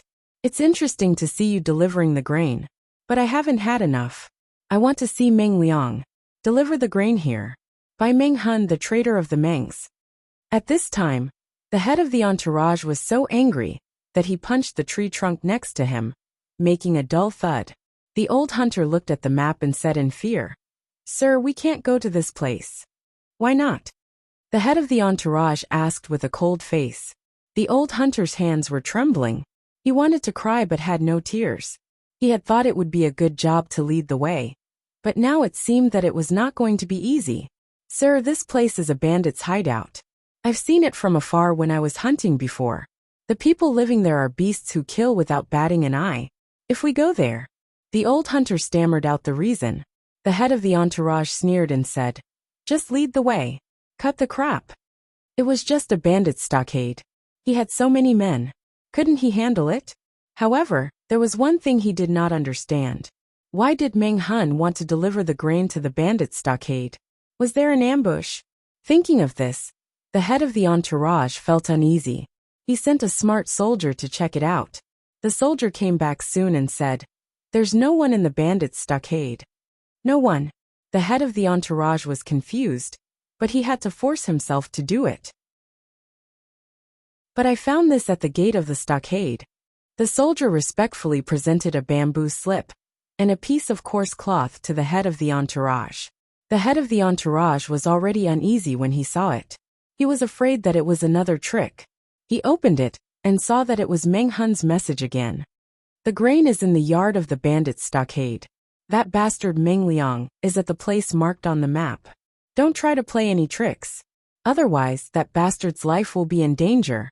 By Meng Hun, the traitor of the Mengs. The head of the entourage calmed down. He sneered and said, "Coward. Coward." Meng Hun wouldn't have put on such a show if he was not afraid of the Meng's authority. He was afraid that he would be surrounded and killed by his soldiers when they were handing over the grain. What a coward! The head of the entourage sneered and raised his hand. "You bring the grain here. The rest of you, come with me to save the second Langjun." Since Meng Hun was so cowardly, it was obvious that he did not have much confidence. If he could take advantage of the situation and kill them while they were unprepared, he could bring Meng Hun's head back to report. That would be a great merit. They didn't intend to kill Meng Hun, but he was digging his own grave. Even a clay figurine would get angry. "Yes, sir." Chapter 228. Qiguan Rang fluttered his feather fan and said to Jiang Pengji, "You're too evil. If that's the case, you've misunderstood me. When have I ever been bad? Who can testify?" Jiang Pengji looked innocent. Even though Qiguan Rang was experienced and knowledgeable, he was choked by Jiang Pengji's shamelessness. "Testify. He was the witness, okay?" The viewers in the live stream were both heartbroken and laughing. They could no longer hold back the power in their bodies. Shameless Tianxiaowudi. "Ha ha ha, I can testify. Please look at my ID." Serene Butterfly shatters dreams. To tell you the truth, the host is already invincible. Therefore, it was clear at a glance whether she was a good person or not. Gigi Kongting. If I transmigrated to the host's world and became her enemy, I don't think I could survive 3 episodes. It wasn't that their rank wasn't high enough, but that their opponent's rank was too high. From the beginning to the end, not only did he have something on them, he even made them run around in circles. He was simply too evil. From the perspective of the live stream, the audience could not see the expression of the unlucky guy who had been fooled by the streamer. They could only listen to the conversation between her and Qiguan Rang, trying to figure out what was happening outside. When they put themselves in that situation, many of the audience suddenly felt that the unlucky guy was about to be played to death. In Yuejia Zhugachinma. Puffed. 3 episodes. The brother above is very confident. I feel like I can only live for 1 episode. Billy. Previous post only 1 episode? Are you worthy of your ID? Sans Hisong Shiningsher. Why do you guys have to torture yourselves to stand opposite the host? If I transmigrated, I would definitely hug the host's thigh tightly and let her bring me along to show off and fly. From then on, I would get a promotion and a raise in salary. I would get promoted and get rich. I would marry a tall, rich, and handsome man, and walk towards the pinnacle of my life. Jiang Pingji looked at the densely packed discussions on the bullet screen. Her eyes flickered and she smiled. Qiguan Rang was keenly aware of her emotions. He waved the feather fan in his hand even more vigorously. Do you still need to prove it? Lanting, you are really. I feel sorry for Xiaoyu. Qiguan Rang raised his eyebrows and stared at her. In the end, he was speechless. She really didn't know how Su Ke could endure his bad temper. He was truly shameless to such an extent. His actions were deviant, and even somewhat hooligan. Even Qiguan Rang, who liked to use tricks, could not help but admire Jiang Pingji. She was much more evil than he was. The grain team itself was already exhausted. They had to carry the grain up the mountain and run all over the place. They could even lose half of their lives. The soldiers who were escorting the grain were not that tired and could still fight. However, after going through this torment, the elite soldiers had also become exhausted. When the leader of the troops escorting the rations turned around and attacked, even though he had 200 elite soldiers and more than 400 laborers transporting the rations, which was 6 times more than Jiang Pingji's troops, Qiguan Rang did not have the slightest doubt as to who would remain standing with a smile until the end. Other than Lu Lanting, who else could it be? Jiang Pingji did not continue the topic. Instead, she looked at the fan in his hand that was making a squeaking sound. Are you hot? Qiguan Rang was confused by her sudden question. A little. The cellar is a little stuffy, but we'll be able to get out after a while. The cellar they were currently in was the one where the women and children had been kept. Jiang Pingji had sent people to clean it up early in the morning and dig around it. The cellar was 3 to 4 times bigger than the previous one.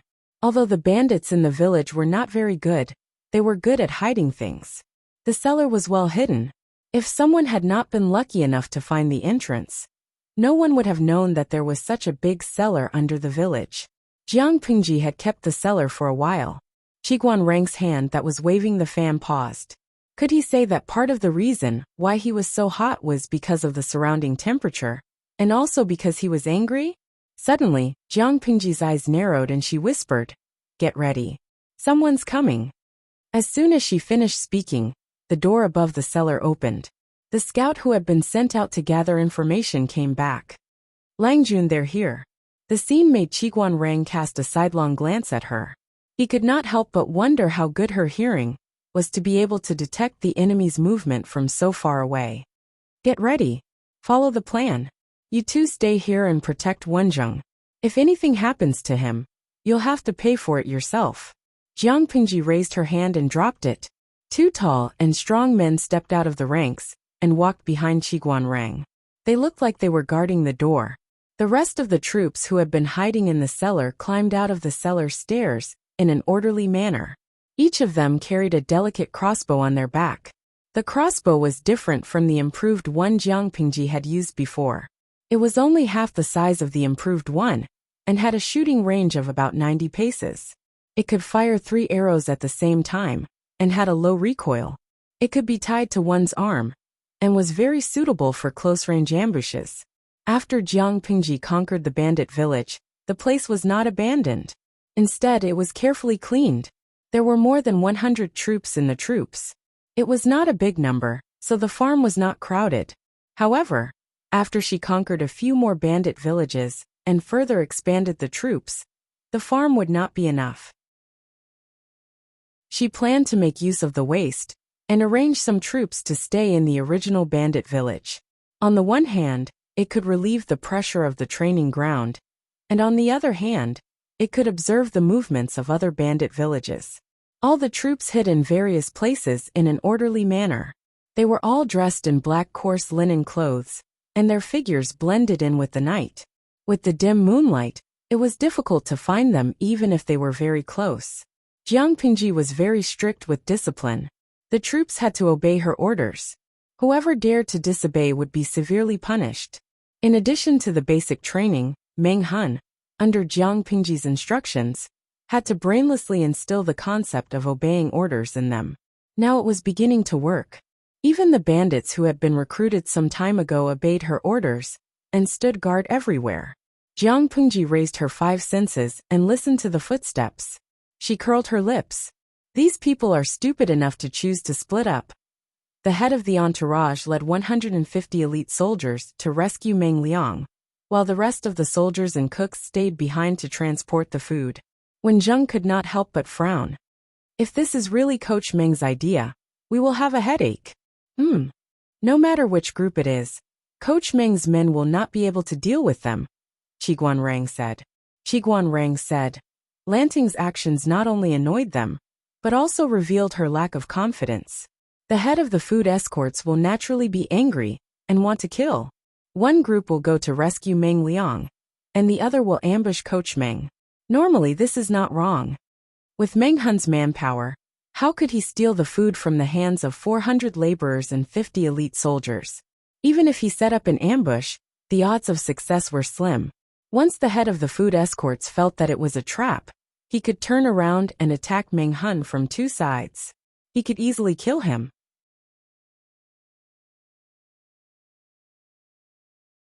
Chapter 229. You said it's normal. Jiang Pengji smiled, revealing her white teeth. She tilted her head and said, I've never been normal. Jiang Pengji could not only take down the cooks and the elite soldiers in the shortest time possible, but she could also move all the rations. When the leader came back, he would probably face a second round of ambush. It was all about efficiency. How could a weakling want to play dirty with her? In her territory, she could only do things at her own pace. Qi Guanrang waved his feather fan. Jiang Pengji suddenly asked him, Wenzheng, when is the best time to strike? Of course we have to wait for them to finish moving the rations, and then extinguish the torches as a signal. That's the best time to strike. Jiang Pengji smiled and said, If that's the case, we'll listen to Wenzheng and extinguish the torches as a signal. If that's the case, Lang Jun will have to wait. It would take a long time for a few thousand dawn of rations to be piled up. Compared to the process, I value the result more. Facing enemies that outnumbered them, Jiang Pengji did not act rashly. Instead, she chose to face them calmly. She was indeed conceited, but it did not mean that she was brainless or impatient. On the contrary, she was like the most experienced hunter. In order to capture her prey, she could wait patiently. The viewers in the live stream were also watching quietly. Even though there was only the scene of the cooks moving the rations, the heavy and suffocating feeling of an approaching storm could be vaguely felt even through the screen, and in another dimension. They could not help but feel nervous. At that moment, a viewer in the streaming room sent a bullet screen asking her, "In yuejia zhugachinma? Does the streamer plan to recruit these people? Give me a definite answer, so I can be mentally prepared." What mentally prepared? The viewers in the streaming room all knew that Jiang Pengji, the streamer, killed people without hesitation. It was not fake like in dramas where she spat blood or smeared ketchup. It was real. Blood splattered, brains splattered, and heads flew into the sky. The scene was so real that it was frightening. Some of the viewers who could not accept it would vomit after watching it. They would be traumatized by the streaming room from then on. Of course, many viewers who liked thrills would try their best to squeeze in. How could ordinary people in peacetime watch a scene of murder? Jiang Pengji's sharp eyes saw the bullet screen. She thought for a while and sent a message. Host V, kill. Alright, a lot of the audience could prepare to cover their eyes. Sir, what should we do now? After moving the food, the head cook secretly wiped his sweat and asked the soldier, who was temporarily in charge of the elite troops while panting heavily. The soldier held a torch in his hand. He looked around, but didn't find anything unusual. Everyone pretend to retreat. Extinguish the torches along the way, then quietly hide in the houses and prepare for an ambush. The brightness of the torch was limited, and visibility was low at night.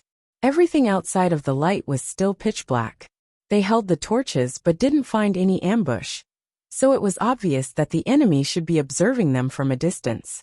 As long as they pretended to retreat, put out the torches quickly, and quietly return to the room of the bandits' stockade to ambush, they would definitely be able to catch Meng Hun unprepared. Dreams were plentiful, but reality was harsh. When everyone obeyed the order, and the torches were extinguished one by one, the viewers in the live streaming channel had wisely chosen to close their eyes. Buzz, buzz, buzz. The thin and dense sound of the bowstring was heard, and the arrows broke through the air. A chill suddenly rose in the soldier's heart.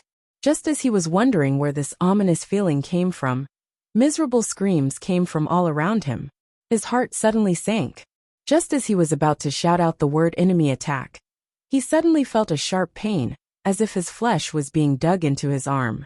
He subconsciously raised his other hand to touch it, and it turned out to be a slender arrow that pierced through his arm. They were ambushed. But hadn't they searched the surroundings before, and found no trace of the enemy? At this moment, all kinds of thoughts filled his mind, but Jiang Pingji obviously didn't give him a chance to think more. Puff puff. The first round of volleys had just passed 2 breaths, and the second round came quickly. The sound of arrows piercing into flesh rang in the silent night, making people's hair stand on end.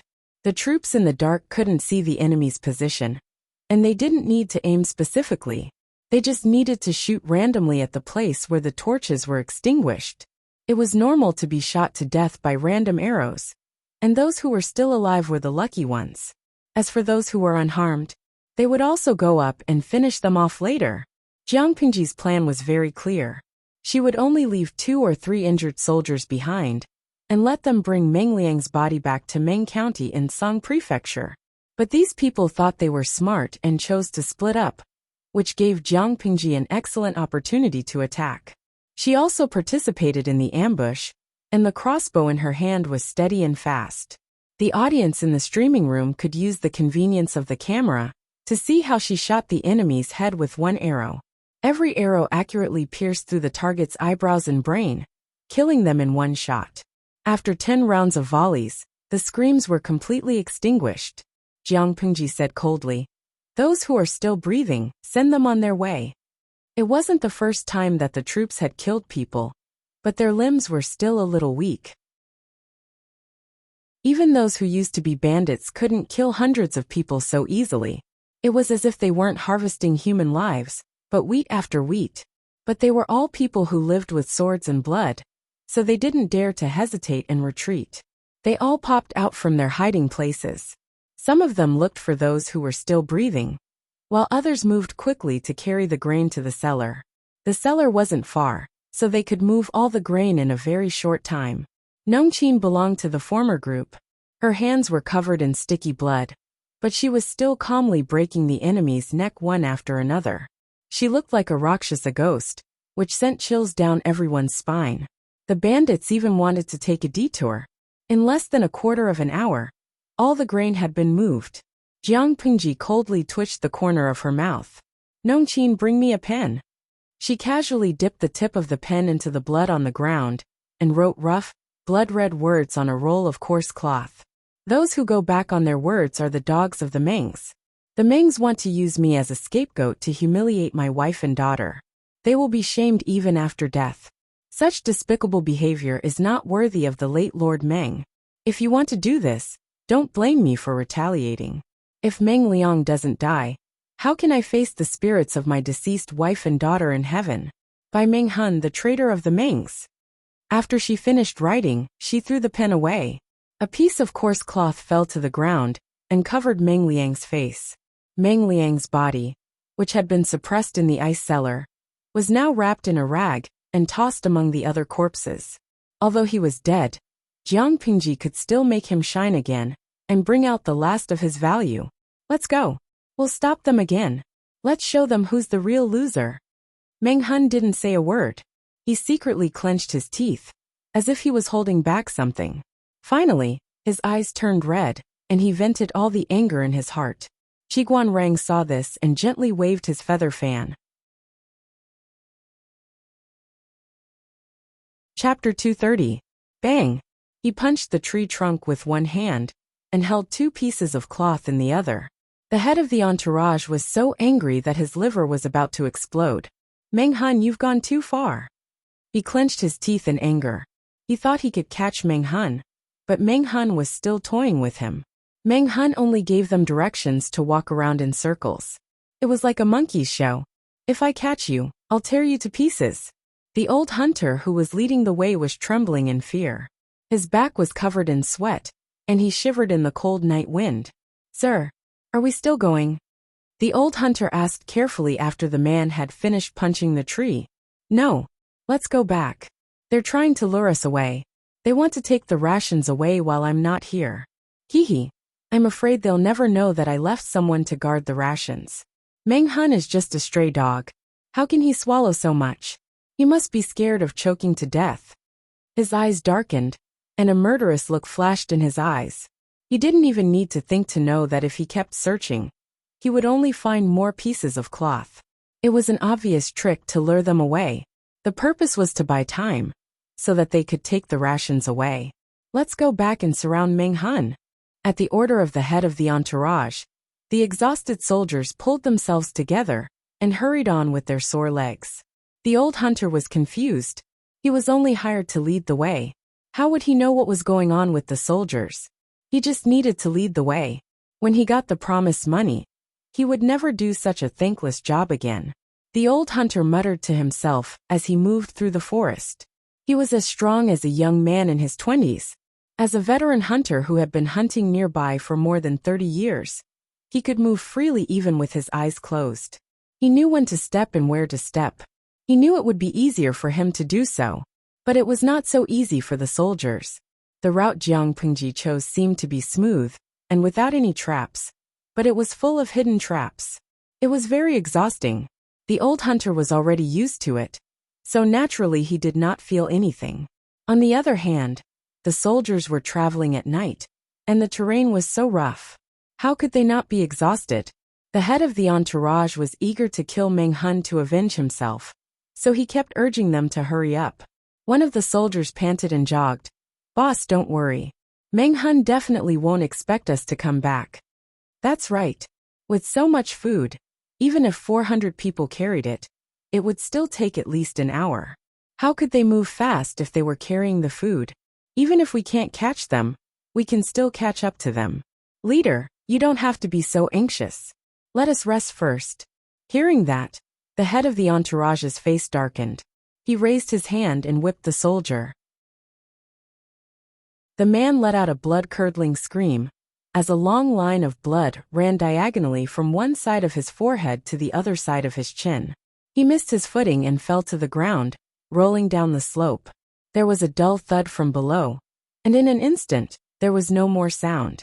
The head of the entourage showed no mercy at all. Instead, he said in a sinister tone, "Speed is the most important thing in war. How can we waste our time for such a reason?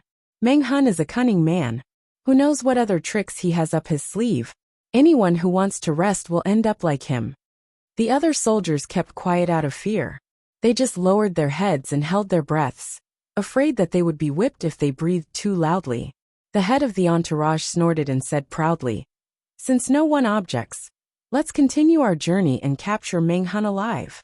As long as we capture Meng Hun and make a great contribution, I'll ask the county chief to reward you. Then you'll have a meteoric rise. You'll have money, women, and status." Tempted by the benefits, the other soldiers forgot about the rising fear in their hearts and suddenly felt a sense of heroism. After a while, the bandits' stockade could be seen with the naked eye. There was still light over there. The head of the entourage laughed when he saw it. Pointing at the fire in the stockade, he said, "Meng Hun is such an idiot. He's trying to lure us away and buy time. He didn't expect that I had a trick up my sleeves. I left some people to guard the food. It's not that easy to get the food. If you want to take it, take your life." Seeing the bandits' stockade getting closer and closer, the head of the entourage felt excited. He smelled blood in the air, which made him even more overjoyed. Obviously, this was the evidence that Meng Hun had led his men to launch a sneak attack. Maybe he was already wounded and had fled. The old hunter suddenly felt extremely uncomfortable when he was only 100 meters away from the stockade, as if a terrible beast was targeting his vital parts. This kind of vigilance had saved him many times in danger, and this time the feeling was stronger than ever. He stopped for a moment and suddenly bent over and rolled over. The old hunter felt that his hands and feet were numb and weak in panic, as if he would lose his life if he slowed down a bit. His action was so sudden that the head of the entourage came back to himself from his extreme excitement and became serious. "What are you doing?" As soon as he finished speaking, a strange sound came from the back of the troop. Screams kept coming from the back. The exhausted soldiers fell one after another, like rice being cut, one after another. The head of the entourage was frightened by the sudden change. All he could see was darkness. He could not see the enemy at all. It was as if the deadly arrows had come out of nowhere. After only 3 volleys of arrows, only 20 to 30 of his soldiers were left. The rest had been turned into porcupines. TSK. Cowards. The Mengs keep using such useless people. What a disgrace to Lord Meng. Jiang Pingji squatted on a branch. She wanted to shoot some arrows at the head of the entourage, but she did not expect him to be so cruel that he grabbed the corpses and used them as meat shields. A few stray arrows hit the corpses. TSK. It was rare to see someone so useless. Qiguan Rang's night vision was not that good. He heard Jiang Pingji's sarcasm and thought she was belittling the enemy. Jiang Pingji patted the trunk of the tree, which made a cracking sound. The troops heard the sound and put their hands to their mouths. They shouted, "Meng Gongyong of the previous dynasty is ridiculous." Qiguan Rang's heart sank. He was frightened by their thunderous voices. The descendants of today are worse than dogs. Someone's feather fan almost fell to the ground. Was it really okay to mock them so blatantly? At that moment, Qiguan Rang could not help but think of the coarse cloth Jiang Pingji left behind. It directly called the Meng's dogs. Jiang Pingji said to Qiguan Rang in distress, "I don't think it sounds imposing. Should I say something more infuriating?" Qiguan Rang was speechless. Wasn't that infuriating? If it were him, his brain would explode. Chapter 231. 232. Spitting Blood 1. The big streaming room was full of talented people. For the first time, Jiang Pingji felt that the audience in the streaming room was not completely useless. At least they were good at swearing. Qiguan Rang was dumbfounded. He had never thought that the elegant aristocratic son of the aristocratic family would actually swear. Even though he felt good when he heard it, he had never thought that Lu Shi would be such a Langjun. Qiguan Rang felt that he had opened the door to a whole new world. His troops shouted the same sentence in unison. Their voices echoed all over the mountain. The head of the entourage felt a sharp pain in his heart when he heard it. He almost choked on his breath. He looked at the dead bodies lying on the ground. His vision darkened. He staggered and almost fell on his butt. The old hunter crawled out of his hiding place. He did not dare to look back. His clothes were stained with the soldier's blood. The sticky and warm feeling on his hands scared him out of his wits. His face was as pale as paper. He crawled away on all fours. The reward for leading the way was tempting. But how could it compare to his own life? It would be a waste if he did not have the life to spend the money. He decided that he would never do such a dangerous job again. The head of the entourage was a man who cherished his life. Staying outside was not as safe as staying in the bandit village. At least there were buildings and shelters in the village to protect him from the arrows. However, when he and his subordinates left the dead bodies on the ground and arrived at the brightly lit bandit village, they were all shocked by the bloody scene inside. There were many more dead bodies than outside, and there were several arrows stuck in each of them. Some of the fatal wounds were not from the arrows, but they were still dead. They must have been killed after the battle. The head of the entourage, who had never cared about human lives, was so scared that his legs turned to jelly. He could not say a word. Chief, that looks like Second Langjun. An injured soldier was so scared that his legs were trembling. He pointed at a greenish-black corpse that emitted a strange aura with a trembling finger. What? The head of the entourage suddenly came to his senses. He quickly crawled toward the corpse. The corpse was very cold and hard. It gave off a rotten smell, but the face was still recognizable. At this moment, he finally understood why Meng Han and his gang shouted. The descendants lost their son and their food. Meng Liang's Langjun had already been killed. Touching the body, he felt like a piece of meat that had been frozen in an ice cellar. His heart sank deeper and deeper. Just by looking at the condition of the body, he could guess that Meng Liang had not been killed in the past few days. It was highly likely that he had already been killed when he was captured by Meng Han. At this thought, The head of the entourage was so scared that his mind went blank. He felt a stabbing pain in his heart and spat out a mouthful of blood, but he swallowed it back. However, the matter that stimulated his nerves was not over yet. "Leader, there's no more food." The bandits' stronghold was empty, and there was no trace of the mountain-like grain bags. The head of the entourage could not help but spit out a mouthful of blood. His eyelids rolled and he passed out. How could he not vomit blood? How could he not pass out from anger? Meng Liang had been killed a long time ago, but Meng Hun had created the illusion that Meng Liang was still alive and cheated the Mengs of their food. After taking the food, he made up those humiliating words. It was as if he was afraid that people would not know that he had killed Meng Liang and cheated the Mengs of their food. Meng Liang had killed his wife and daughter, so he took revenge. He killed Meng Liang and cheated the Mengs of 3,000 dawn of food. The Mengs were proud of that, but he just stood there and watched like a monkey show. He must have secretly mocked the Mengs for being as stupid as pigs. This was really a loss of a son and a loss of food. That was so frustrating. Do you feel good now? On the other side, Jiang Pingji was riding high. How can I not feel good? Meng Hun was so excited that his hands were shaking. He knelt on the ground, and his strong body yielded to her. From now on, my life belongs to you, Lang Jun. You've given me a new life. You're like a second parent to me. In this life, I'm only willing to be at your beck and call. Even if you want my life, I'll do it without hesitation.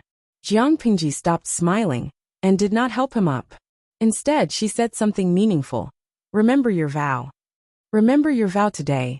No matter what happens, I hope your loyalty will not change. Although it was convenient to be a man, Jiang Pingji did not want to keep it a secret.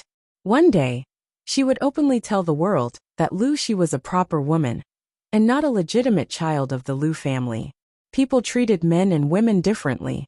Men might be praised for doing the same thing, but women would be criticized for doing it. Jiang Pingji was very curious. If Meng Hun knew she was a woman, would he still be loyal to her? Meng Hun said firmly, "If I break my vow, I'll be struck by lightning. Get up. It's cold on the ground." Jiang Pingji smiled and helped Meng Hun up. "Yes, it feels good. But have you thought about what to do after that?" Qiguan Rang, who was watching from the side, poured cold water on Meng Hun. "Since I dared to do this, I've already thought of a way out. I'll only leave some people in the farm, and the rest will pretend to be bandits. They'll clean up the bandits and recruit useful bandits to expand the size of the troop." Jiang Pingji said calmly, "There are many bandits in the mountains in Hejian County. Even the government can't do anything about them. With this disguise, it'll be much easier to hide. The Mengs may send troops to retaliate." Qiguan Rang suddenly stopped. All the crimes were on Meng Hun's head. Even if the Mengs wanted to retaliate, they would dig deep to find Meng Hun, not the bandits in Hejian County. Meng Hun was not so kind as to go all the way to Hejian County to suppress bandits and increase the achievements of the Hejian County chief.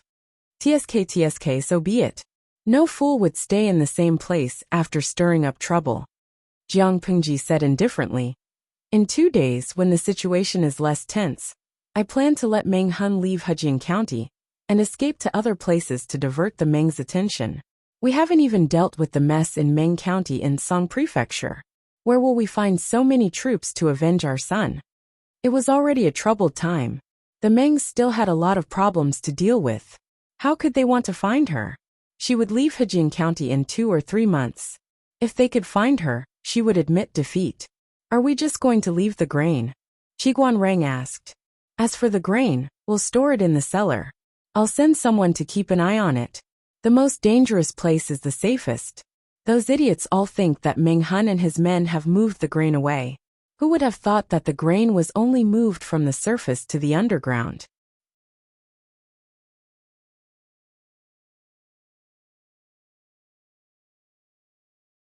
Chapter 232. Something bad happened. At dawn, the county chief of Hejian County was woken up by his servants from his bed. The county chief got up from his bed with sleepy eyes. "What are you yelling for? You sleep first. I'll go and see what happened." The county chief's beloved concubine was also disturbed. She said in a coquettish tone, "Master, It's not even dawn yet. Something must have happened. The county chief of Hujian County was also angry.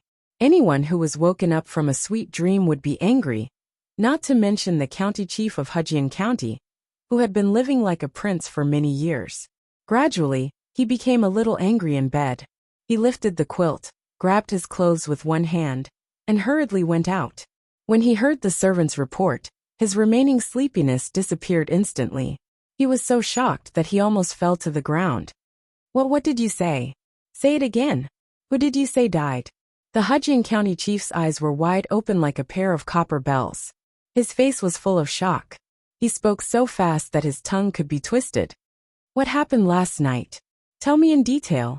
The Hujian County chief grabbed the servant's collar and pulled him towards himself. The servant was so scared that he was trembling all over.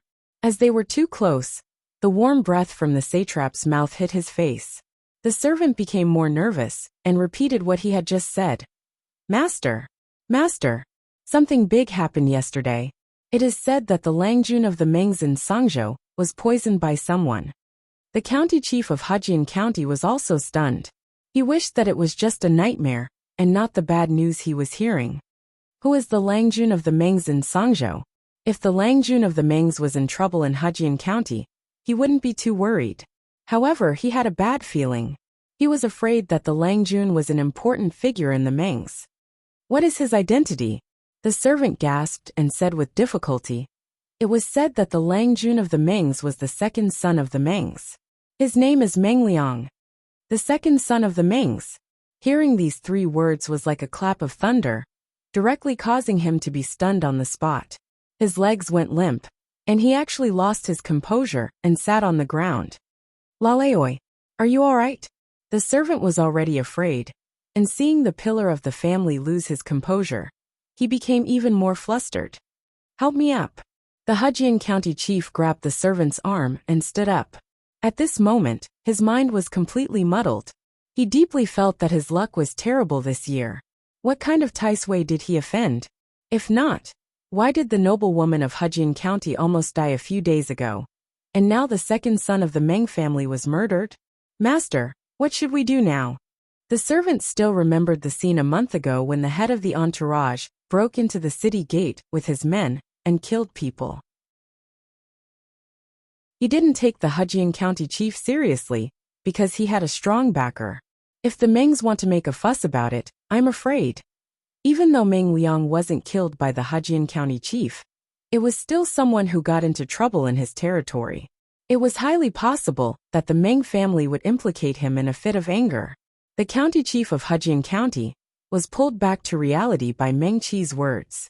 He pulled himself together and pretended to be calm. What are you afraid of? I'm a righteous man. The disciple of the Meng family came to Hujian County without receiving any news. Can you blame me if something happens to him? Although he said so, the Hujian County chief wasn't confident that he wouldn't be implicated. In a panic, he just wanted to find someone to give him some advice. Suddenly he thought of Lu Shi. He slapped his thigh and said loudly, "Prepare the carriage. We're going to the Lu mansion." The servant nodded and said, "I'm going to prepare it now." But he didn't take 2 steps before he turned back. "Master, please forgive me. I almost forgot something else." The Hujian County chief asked impatiently, "What else is there? Say it in one breath. Don't waste time." The servant answered, "Yesterday, the guards at the city gate reported that there was a suspicious grain team." The Hujian County chief asked, "Are you saying that the grain team is the thief who killed Meng Liang?" "No. An old hunter came to the yamen this morning and got a shocking news. The grain that the grain team was escorting was prepared by the Mengs to exchange for Meng Liang with the thief. But the thief was vicious. He killed Meng Liang early and tricked the Mengs into sending the grain. The old hunter said that there was a bloody battle in the mountains last night. Half of the grain team was killed by the thief. There were only 20 or 30 soldiers left. They are all in the yamen now." The servant told the story without taking a breath. The county chief of Hujian County was stunned. He was shocked by the first news, but he had mixed feelings about the second news. He didn't like the Meng style, but he didn't expect the thief to be so bold. They killed people and cheated them of the grain. The Hujian County chief thought for a while and said, "Go to the Yamen first, and then to the Lu mansion. Send someone to send the visiting card to the Lu County chief." It seemed like a peaceful day, but there was an undercurrent brewing in the dark that affected the pulse of Dongqing. The common people didn't notice it, but those who were well-informed reacted.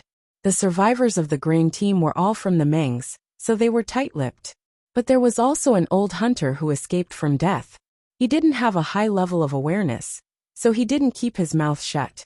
With a little coercion and a little temptation, he would spill everything. Of course, it included the 2 sentences that the troop said to ridicule the Mengs. It was ridiculous that Meng Gongyong of the previous dynasty said that his descendants were worse than dogs. And the second sentence, which was even more infuriating, said that Meng Gongyong killed the enemy and brought peace to the world. But his descendants lost their children and grain. Even a blind man could tell that the culprit who kidnapped and murdered Meng Liang was trying to humiliate the Mengs. Because of the fear of the Mengs, people didn't dare to say it out loud. But they despised the thief in their hearts. They were one of the 4 noble families of Dongqing, but now they were being ridiculed by the thief.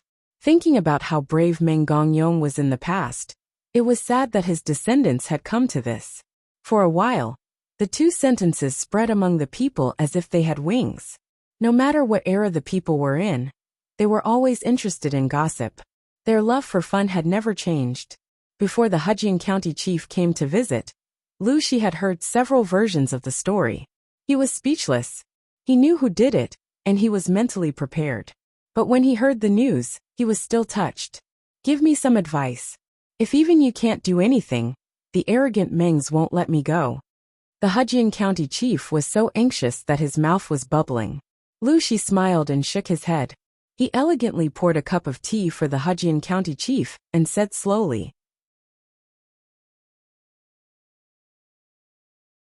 Chapter 233. The Hujian County chief thought it made sense. 2. But he was only a county chief in name only.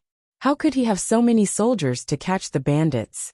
Just taking care of the guards in the county governor manor, who were just there to keep up appearances, was already a stretch for him. He sighed and said shamefully, "Brother Lu, you don't know. Even though I have the title of a county chief, I can't be compared to you." Without any real power in their hands, they had neither food nor manpower. How could they eliminate the bandits around them? How can I let the people live and work in peace? I have the heart, but I can't do anything to those bandits. If there were people with food, why would they let the bandits grow and disturb the people? He also had great ambitions. He wanted to be a good county chief and work for the people. However, there were too many powerful Buddhas in Hujian County. As a powerless county chief, he could only be an obedient mute and retire peacefully. In the past, he had tried to gather people to suppress the bandits. But at that time, the bandits had already become very powerful and could not be mobilized. Lu Shi sighed helplessly. He seemed to sympathize with his old classmate. After a while, Lu Shi hesitated and said, "You and I have known each other for a long time, and we are classmates. I can't just watch you being attacked by the Mengs and ignore it. The only way out is to catch the bandits who killed Meng Langjun. If you lack manpower, why don't you borrow some people from other families in the name of suppressing the bandits for the people? It's fine if no one gives you some food." The county chief of Hujian County looked embarrassed. This solution could solve the urgent situation, but he would lose face. The families that Lu Shi mentioned were the other gentry families in Hujian County. The county chief felt like he was begging for money. Seeing the county chief hesitate, Lu Shi said righteously, "My family doesn't have many resources. Even though we have some property, we are only the second branch. We can't take over the family, so there's a limit to what we can do. If you don't mind, I'm willing to give you 100 servants to help you suppress the bandits." The gentry families were big and had many servants. But the number of servants to guard the house was fixed, and the number was fixed. After all, it didn't take too many people to look after the house. If there were too many, it would be equivalent to raising another mouth to eat without doing anything. Under normal circumstances, if the Hujian County chief went out to borrow people from other families, he wouldn't be able to borrow many. Of course, The wealthy families that secretly raised private armies were an exception. 100 people was a huge number, and a generous one. How could the Hujian County chief not be shocked? Even the previous few times when they were suppressing the bandits, they only mobilized 100 or 200 soldiers. The county chief of Hujian County calmed down and relaxed his frown. If it weren't for the inappropriate situation, he would have laughed out loud. Brother, you've really helped me a lot. Regardless of whether we can catch those thieves or not, I will owe you a big favor. Lu Shi also broke into a smile and said a few words humbly. He looked like he was doing it for the sake of brotherhood. The Hujian County chief naturally had to return the favor after receiving such a big favor. The 100 people were like 100 mouths. The Lus had already sent people. They couldn't ask them to give back food. Therefore, he decided to pay a visit to the other landowning households later and ask them if they could give him some food or not. After all, to these landowning households, people were more valuable than food. Anything that could be solved with food was nothing. Training servants required energy, money, and material resources. If the people they lent out were lost, they would suffer a great loss. In comparison, it was more cost-effective to send people off with a batch of food. With Lu Shi taking the lead, the other families couldn't be too stingy. They would more or less give some food. Although it was a bit embarrassing, it was worth it if they could get through this crisis. The Hujian County chief felt better when he thought about it. After Jiang Pengji finished dealing with the follow-up matters, she received a message from the gatekeeper asking her to see Lu Shi. Father, what can I do for you? Jiang Pengji was a bit confused. Lu Shi wouldn't scold her because of what happened last night, would he? Father has found a few free suckers for you. Jiang Pengji was confused. What suckers? Lu Shi smiled and took a sip of tea. He told her about the visit from the Hujian County chief. You should have 100 people in your troops, right? If you are willing, you can lend them to the Hujian County chief. He will be in charge of the troops, but you can make all the decisions secretly. You can divide the spoils of war. As for the captured bandits, I will talk to him and give him a clear path. Jiang Pengji had secretly suppressed the bandits and recruited usable bandits into the troops. It was a good idea, but it was not a good way to explain if they were discovered. Lu Shi wanted to use this opportunity to give her a clear path and get a call from the Hujian County chief. Of course, the 100 people belonged to his daughter, so it was not appropriate for Lu Shi to make the decision for her. If Jiang Pengji was not willing, Lu Shi planned to send 100 people from his guards to the Hujian County chief. Jiang Pengji listened and thought about it carefully. She was a bit tempted. Giving her a clear path was only one of the benefits. The other was that during the suppression of the bandits, all the expenses of the troops would be paid by the public account. What did it mean by paying the public account? The chief of Hujian County collected food from various aristocratic families and used it all to feed Jiang Pengji's troops. Jiang Pengji didn't have to spend a single cent. Although some of the spoils of war would be taken by the chief of Hujian County, she had more choices about the captured bandits and even other benefits. In layman's terms, it was using other people's money to feed one's own troops. There were many gentry families in Hujian, so they had more money and food. No matter how stingy those people were, they would pay a little for the sake of their reputation. The total amount of food was very considerable. Jiang Pengji felt that they could eat some of it and carry some of it away. Of course, after all, the benefits far outweigh the disadvantages. The bandits near Hujian must be eliminated. In the past, we could only do it secretly. Now we have a good reason to do it, and there will be people who will pay for the expenses. Wouldn't it be unfair to myself if I don't accept such a good offer? It was not easy to start from scratch. One would not know the cost of food if one did not manage the household. The scale of the troops was still small. When the number of people reached thousands, or even tens of thousands, she would not be able to feed so many people with her current wealth. Therefore, it was very important to increase income and reduce expenditure. Lu Shi's move helped her solve a problem and saved her a lot of expenses. He pressed his lips together, as if he wanted to suppress the smile on his face, but the gentle smile in his eyes betrayed his true feelings. Since you have agreed, I will inform the Hujian County chief tomorrow. Lu Shi paused and then asked in a low voice, "Have you cleaned up the aftermath of the incident with Meng Liang?" "Father, don't worry. It has been done," Jiang Pingji answered with certainty. The father and son looked at each other and smiled. They both saw the slyness in each other's eyes. At that moment, the news of Meng Liang, the second son of the Mengs, being murdered spread like wildfire.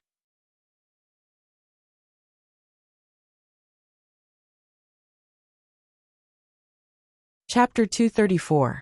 235. Spitting Blood 4. The Hejian County chief put aside his pride and collected more than 1,000 don of food and various weapons. As he had expected, no one except Lu Shi was willing to give them to others. They chose to pay with money. He thought that Lu Shi's men were the elites he had raised in Hu County, so he was very confident about killing the bandits. He organized the money into a booklet and handed it to Lu Shi with both hands. He also told Lu Shi that he was not good at dispatching, and hoped that Lu Shi would pay more attention to him. After all, they were Lu Shi's soldiers. Although Lu Shi said that he would lend them to him, it was not appropriate for the Hejian County chief to interfere. Of course, Lu Shi wouldn't refuse the supplies that were delivered to his doorstep. He politely declined them, and accepted them under the urging of the Hejian County chief. With a turn of his head, he handed them over to his daughter. Jiang Pingji was speechless. She had only lied to them, and a lot of food and money had been delivered to her. She finally understood why the Lus were so rich. Lu Shi did not see through her thoughts. She hinted, "The Hejian County chief can't eat or sleep well. He is eager to see the bandits killed." Jiang Pingji's heart skipped a beat. She understood the meaning of his words and nodded in response. "Father, don't worry. I know what to do." They had to kill the bandits, but she had the final say on who to kill. She just needed to show a good record. The Hejian County chief would probably be grateful and think that Lu Shi was a good friend, and that Lu Shi was a hero. Anyway, the father and son would take all the material and reputation benefits. Others would be happy even if they suffered a loss. Lu Shi was worried. The tallest tree in the forest will be destroyed by the wind. The tallest tree on the shore will be destroyed by the current. People are stupid.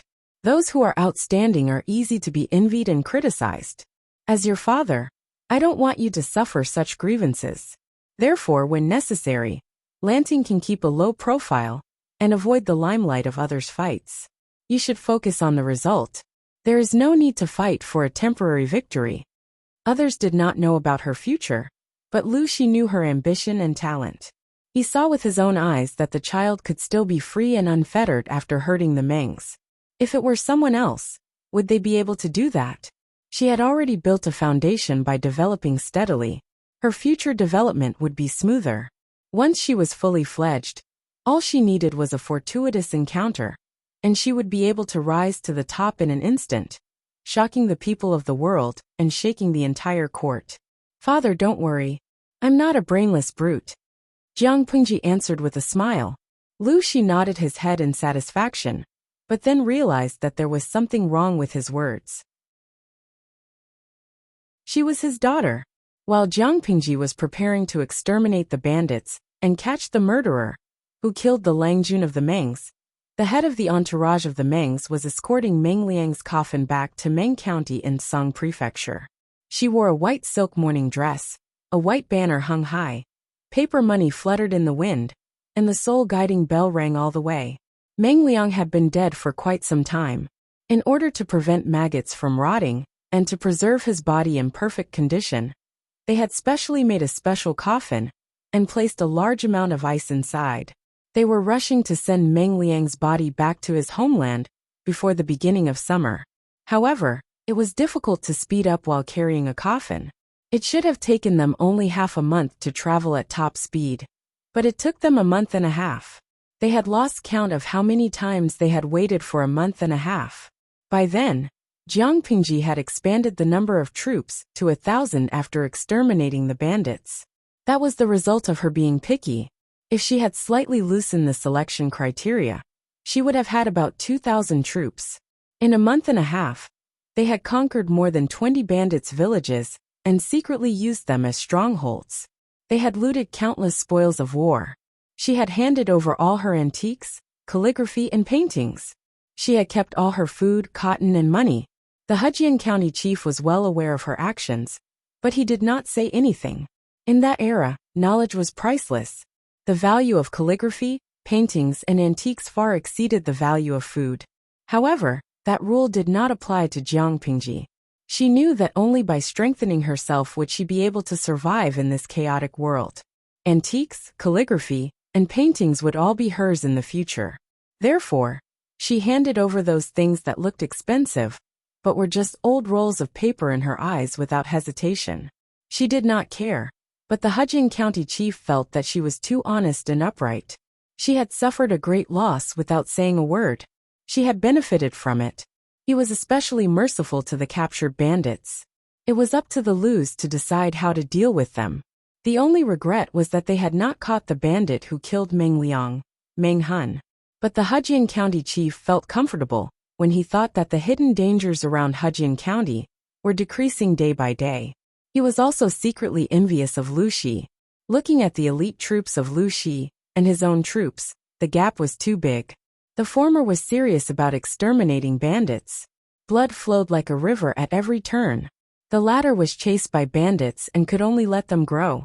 As the size of the troops increased, Meng Hun temporarily hid behind the scenes. Suka had to shoulder the double workload. Suka was so busy every day that he had no time to rest. If Qiguan Rang did not occasionally come to help him, he would have been exhausted. When he finally had some free time, he turned around and found that his Longjuan's troop had already expanded to 1,000 people. 1,000 private troops was nothing in front of any noble family.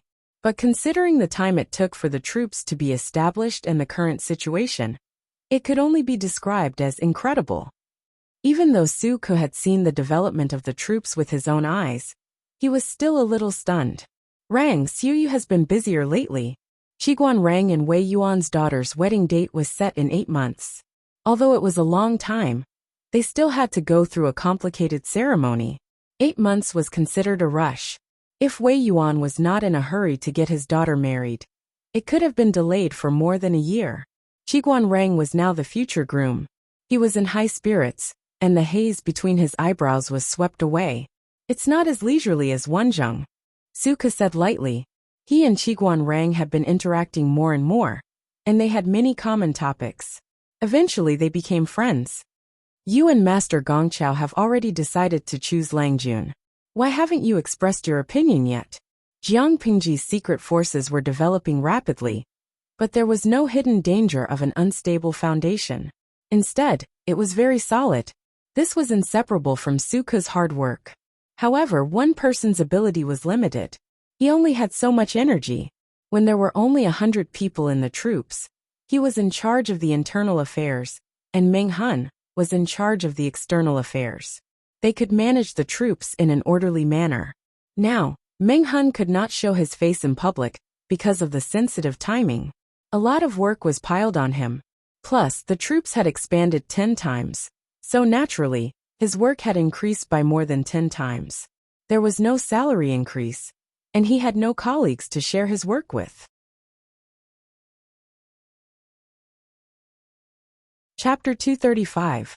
Su Ke was a smart man. He could tell that Qiguan Rang liked his Lang Jun. If that was the case, why didn't he join them?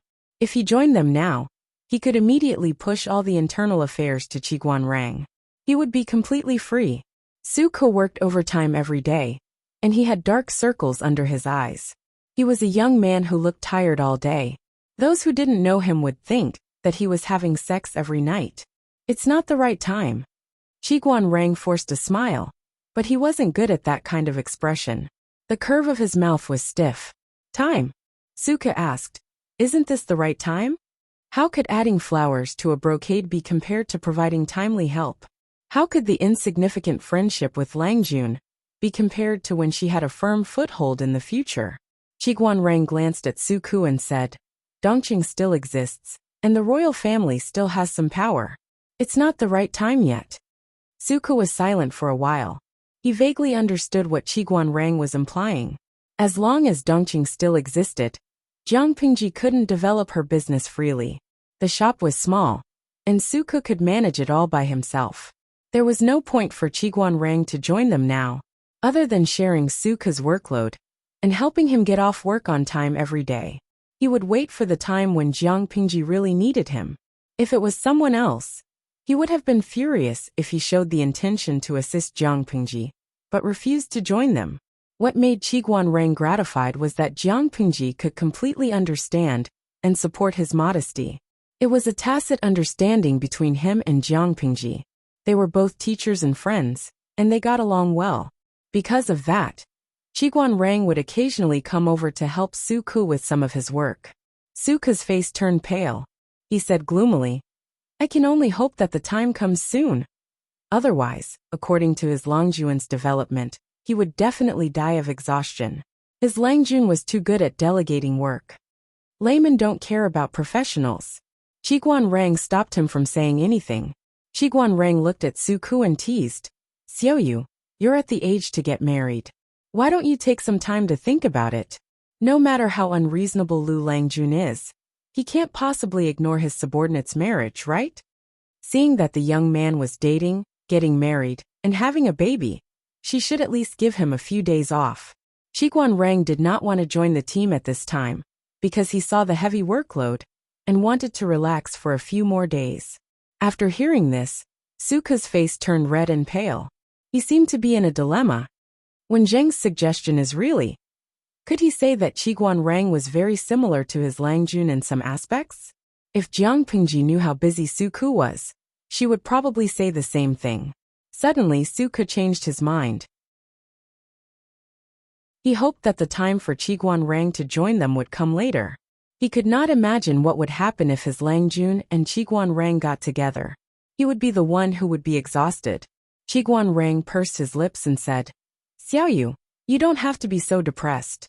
Once Lu Longjuan's name spreads, there will naturally be talents coming to visit." Suke still had a hopeless expression on his face. Wait until then. He guessed that he had already died of exhaustion at his post. Although Jiang Pingji was a hands-off boss, it did not mean that she did not care about anything. Sans Hisong Shuningsher. The streamer has been going shopping for the past 2 days. I feel a little bored. Luxio is Hao Liaoqiao. Hashtag propping chin. The streamer is not a 10,000-year-old primary school student. There will be incidents wherever she goes.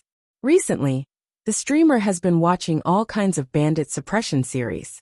It was exciting at first, but it got boring after a while. Now shopping and drinking are like watching a gourmet show. A month and a half had passed, and the streaming room's upper limit was still 10,000 people. Jiang Pingji streamed every day. With the flow of people in the streaming room, and all kinds of gifts, she had accumulated 986,000 points of popularity. In a few days, she would break through the million mark. The system looked at the popularity points enviously. It tried to persuade Jiang Pingji to use them to increase the level of the streaming room. But she had heartlessly rejected it. In the end, the system was so angry that it could not do anything to her. Tuta Faccio. I think it's okay. Anyway, I think the streamer's streaming is good. Also, think about the pile of work on Suke's desk. If the streamer streamed how to deal with them, I think it would be even more boring. When the bullet screen was sent, the audience in the streaming room was silent for a second. Then they all laughed ha ha ha, because they felt sorry for Suke. Sherry de Dili. Suke is really unlucky to have a Zhou Bapi like the streamer. Ko Jiaoqi fan. If I had a boss like her, I would strongly request 5 insurances, 1 housing fund, and most importantly a raise in salary. Jiang Pingji sat at a noodle stall by the street, eating bland noodles. Her eyes were secretly looking at the screen, but her ears were listening to the conversation of the customers. She was multitasking. She added a bullet screen from the streamer. Streamer V. I just passed by the cloth shop. Didn't I ask Takshu to pick some new cloth for him and his aunt? Jiang Pingji thought about it carefully. It seemed that Suke's current living standard was not bad, and he did not have any other needs. She asked the servants to prepare some cloth, rice, and silver for him, and sent them all to his aunt. Is that a raise in salary? Yinyuegia Zhugachinma. That makes sense. Suke is speechless. But you forgot the most important thing, the vacation. It was good to give him a raise, but he did not have time to enjoy the money he earned. He was so tired all day. Suka still deserved to be distressed. Jiang Pingji coughed in her heart. Streamer V. As the saying goes, capable people do more work. Now we are short of manpower. Write down the vacation for him first and put it together later. She said it nicely. But not only Suku, but even the audience in the streaming room did not believe her. Their Longjuan's daily activities were either suppressing bandits or eating and drinking. As her subordinate, how could Suka not feel bad? Regarding this, Jiang Pingji expressed that she was wronged. Suppressing bandits and making trouble was true, but she did not admit to eating and drinking. Every day, she went out shopping with a proper purpose. After finishing the noodles, Jiang Pingji took out 3 copper coins to pay. The other customers also left. Back at the mansion, Jiang Pingji went to the study and took out the property account book that Suku had made. All kinds of items were carefully categorized and looked very clear. She put down the book and took the bamboo paper from the corner of the desk. There were all kinds of data listed on it. Tudafetio. I haven't been here for a few days. What are you reading?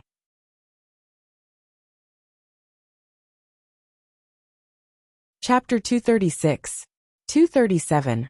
Vomiting blood 6. Let you see a baby. Musician Jugachinma. I don't even need to help you to the toilet. The streamer's handwriting is elegant and flamboyant, but to put it bluntly, what the hell is she writing? How can you understand it? You live up to your ID. Jiang Pingji's handwriting was just like her personality.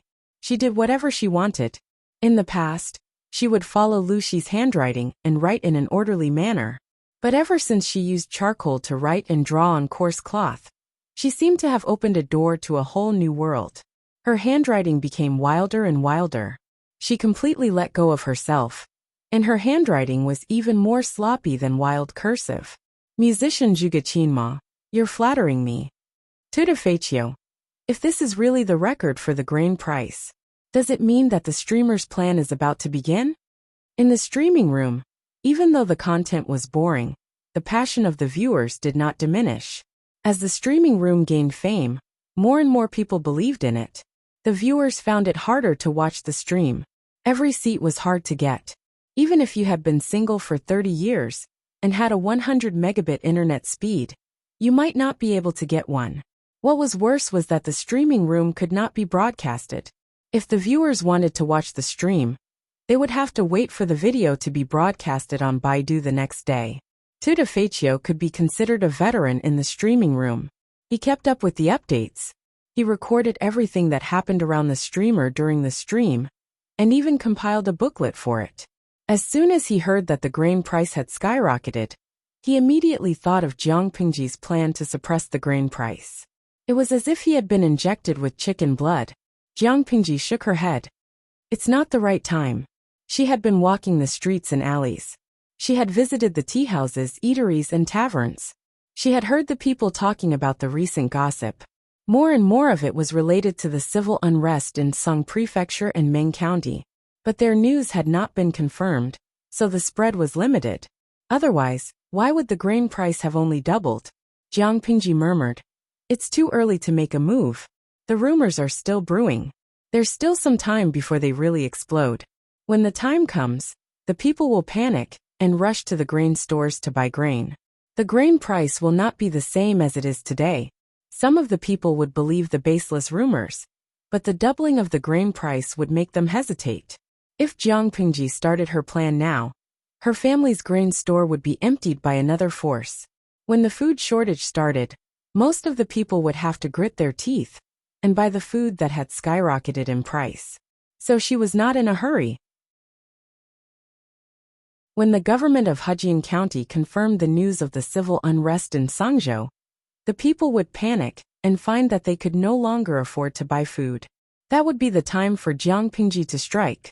She took a look at Suka's statistical report and found that they had achieved great results in suppressing the bandits in the past month.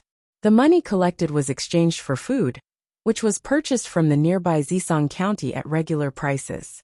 It added up to about 1,500 dong, the 3,000 dong she had extorted from the Mengs, and the 1,300 dong the Hejian County chief had collected from various aristocratic families. After deducting the food consumed during this period of time, she still had 5,500 dong left, which was much more than she had expected. Takshu, go and tell the butler to call the shopkeeper of the grain store over here. The second branch of the Lus owned all kinds of stores. Half of them were Gu Min's dowry, and the other half were bought by Lu Shi over the years. The Lus had 3 grain stores in Hejian. They were located in different areas and had different customers. Daily necessities such as rice, oil, salt, soy sauce, vinegar, and tea did not make a lot of money, but every person needed them, and the demand was huge. Therefore, the profits of those stores were moderate every year. As long as the shopkeepers followed the rules, it would be difficult for them to make a loss. The 3 shopkeepers were a little scared when they were suddenly summoned by their master. They were afraid that they had done something wrong and would be fired. Don't be so nervous. I called you here to ask you some questions. Jiang Pingji sat at the head of the table and asked one of them in a cold voice, "How's the business these days?" The shopkeeper answered respectfully, "The business is okay. The people are worried about the civil unrest in Sangzhou, so the grain is selling smoothly." "Is there anything else?" The shopkeeper was startled. He thought carefully and said, "Apart from some scattered purchases, there are many big businesses." The so-called big businesses were actually other grain stores planning to buy in bulk from them. But the shopkeepers were not stupid. They knew that the price of grain was rising fast, so they could wait for a while and sell slowly after the price rose to another level. Anyway, no matter where the grain was, they would not lose money. The only difference was whether they could make more or less. "You sold the grain?" Jiang Pingji asked. In order to have a continuous supply, the grain stores would more or less have some grain in storage. The shopkeeper hurriedly said, "I wouldn't dare to do that. Of course, I have to ask my master before I make a decision." Jiang Pingji nodded with satisfaction and said, "Just follow the price of grain these days. If the people want to buy in bulk, you can sell it as usual. If someone wants to buy in bulk, you don't have to ask for permission. Just say yes." The 3 shopkeepers hesitated. In their opinion, it was a good opportunity to make money. They should limit the sale and wait for the grain price to rise before selling. It would definitely be more profitable than selling it now. Jiang Pingji did not intend to explain. She only said coldly, "Just do as I say. I will have other instructions when the time comes." All merchants were unscrupulous. Merchants were born with the instinct to pursue profits. No matter what era it was, this had never changed. But for Jiang Pingji, the main purpose of the plan was not to make money, but to gain fame. Or rather, she wanted to earn both money and fame. To others, it seemed impossible, but the opportunity was right in front of her. She had to seize it. The 3 shopkeepers looked at each other. But Jiang Pingji was their master. Lu Shi had never cared about the family affairs. Madame Hu had always allowed Jiang Pingji to do whatever she wanted, and the second lady had no reason to support her. The shopkeepers had no choice but to listen to her. "Yes." The 3 of them replied in unison. "You may leave now. Remember to report back if anything happens." When Hejian County was in turmoil, due to the civil unrest in Song Prefecture, the Meng's entourage finally arrived at Meng County in Song Prefecture, before the weather got hotter. Meng County was a wasteland. The streets were empty, and there was not a soul to be seen. The sun hung high in the sky, and everyone felt a chill. The white banners fluttered in the wind, making a rustling sound. It made the scene even more desolate. Even though the Meng County chief's mansion had been burned down by Meng Hun, Meng Zhan still had a luxurious mansion.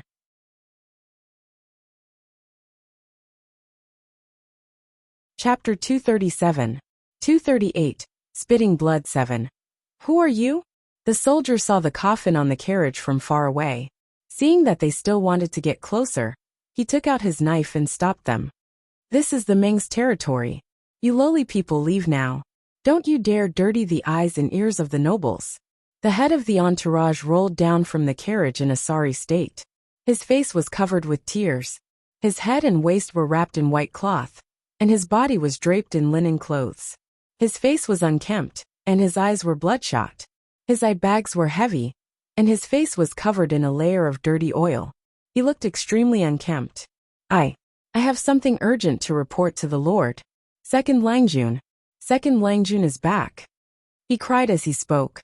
He knelt on the ground and took out his token with trembling fingers. The words carved on it could prove his identity. The soldier didn't know how to read, but he recognized the token. His attitude suddenly changed. What? Second Langjun is back? The soldier's expression changed.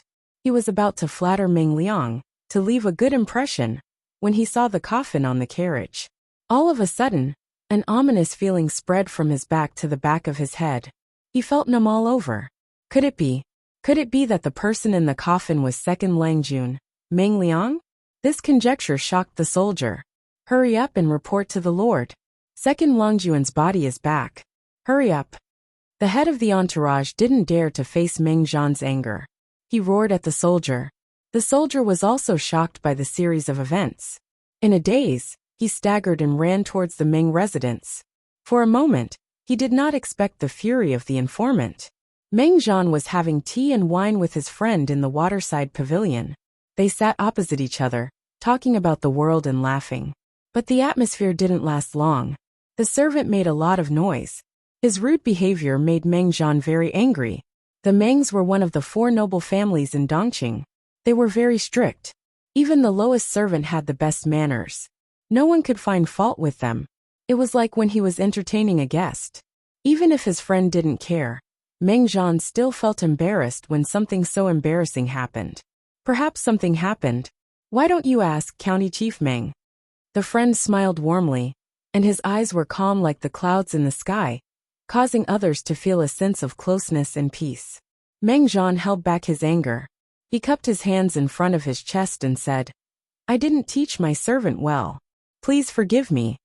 After saying that, he turned his head and his face darkened. He got up and walked towards the rash servant. Meng Zhan looked impatient. Tell me what happened. The servant shivered and tried to lower his body to the ground, trying to minimize his presence. Only then did Meng Zhan realize that there was an unfamiliar soldier beside the servant. Judging by his attire, he should be a guard of the Mengs. All of a sudden Meng Zhan's anger grew. This was the place where he entertained his distinguished guests. A guard guarding the gate of the courtyard dared to break in. If this was seen by others, how could he not laugh at the Meng family for not being strict enough to control a mere servant? However, before he could get angry, the soldier had already finished speaking while trembling. Master! Master! Second Langjun's body has been brought back. Meng Zhan's mind went blank after he heard it. It was as if thunder exploded in his ears and took away his hearing. After a long time, Meng Zhan regained his senses and grabbed the soldier's collar. His rough movement also startled the guests in the waterside pavilion. What did you say? Whose body has been brought back? Meng Zhan's eyes were wide open. His crazy look was a sharp contrast to his usual gentle and elegant appearance. The soldier became more and more nervous, but he still answered subconsciously. Second Langjun's body has been brought back. Second Langjun? Meng Zhan was so scared that he took a step back. His body hit the pillar of the waterside pavilion. It was as if all his strength had been sucked out. The group of servants were so scared that they knelt on the ground and didn't dare to raise their heads. His friend who was staying in the waterside pavilion heard the commotion and was confused. He was about to stand up, but he saw Meng Zhan holding his chest with his right hand and spitting out a mouthful of blood. His eyes rolled back and he fell into the pond. Witnessing all of this, the friend's expression was slightly startled, and he stopped in his tracks. What? What happened? Meng Zhan spat out blood and fell into the pond. Everyone was so shocked that they forgot to go into the water to save him. In the end, his friend came back to his senses and asked someone to jump into the water to save Meng Zhan, who was in a coma. Meng Zhan woke up from his coma in a daze. He saw the familiar scenery and his friend next to his bed. He was shocked at first, but then he remembered the news he heard before he passed out. He quickly lifted the quilt. County Chief Meng, the doctor just came to check on you. You are in shock. You need to rest. Meng Zhan suddenly burst out a strong force. He raised his hand and pushed his friend away. His eyes were full of hatred. Bring him here. Meng Zhan was so angry that he almost bit his tongue. Who killed Meng Zhan? Meng Zhan? His friend stood up awkwardly. He was shocked when he heard the name. Wasn't that the name of the second Langjun of the Mengs? What happened? Seeing Meng Zhan leave in anger, the friend's shocked expression returned to normal. He even tidied up his hair and clothes. He thought to himself, did something really happen to the second Langjun of the Mengs? Thinking about the young friend he met before he came to Meng County, the man raised his eyebrows and his eyes flashed with a hint of playfulness. Don't tell me, you've already predicted this? He followed Meng Zhan, and followed him to the hall where Meng Liang's coffin was placed. The servants had put on plain linen clothes, and the decorations in the room had been changed as well. White banners were fluttering, and candles were burning. It looked like a mourning hall, with a giant coffin in the middle. As soon as he walked in, a strong rancid smell lingered in his nose. Meng Zhan lost his composure, and pushed open the lid of the coffin. The body inside was already rotten, and covered with maggots. Meng Liang had been dead for almost 3 months, and the weather was getting hotter and hotter. There was no place to replenish the ice along the way, so the body could not be preserved. It was normal for maggots to grow. However, the more it was like this, the greater the blow to Meng Zhan. Even though he didn't believe that the person in the coffin was his son, he could still see the outline of Meng Liang from the maggot-covered face. This was his son. Seeing this, Meng Zhan's throat hurt again. Blood spilled out from the corner of his mouth. This scene caused everyone to be shocked again and again. The friend secretly raised his eyebrows. As he was about to leave, there was a fragrant wind. He saw a lady in luxurious clothes lying on the coffin crying. She looked like a pear blossom in the rain. It was a pitiful sight. However, with such thick makeup on her face, it was impressive that she didn't make a mess of her face when she cried. The friend thought to himself.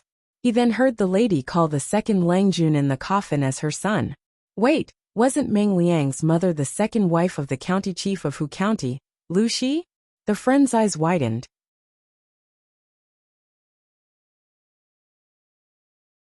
Chapter 238. 239. Spitting Blood 8.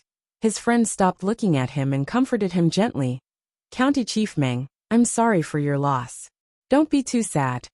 However, the pain of losing a son in his middle age was not something that could be soothed by a few words of comfort.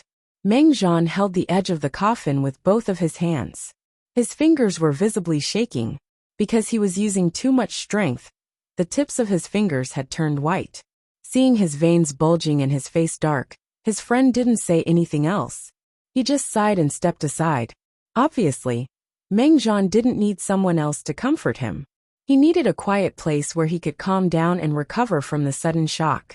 However, Meng Zhan didn't want to be alone. He just wanted to figure out why Meng Liang died. His son was fine. Even though he had some small problems and made some mistakes, so what? The Mengs had been a prominent family since the founding of the previous dynasty. They had a huge business, and they could handle anything for Meng Liang. If he had known this would happen when he sent him to Shangjing, he would have shouldered all the pressure and protected him under his wings. Now he was on the road to hell at such a young age.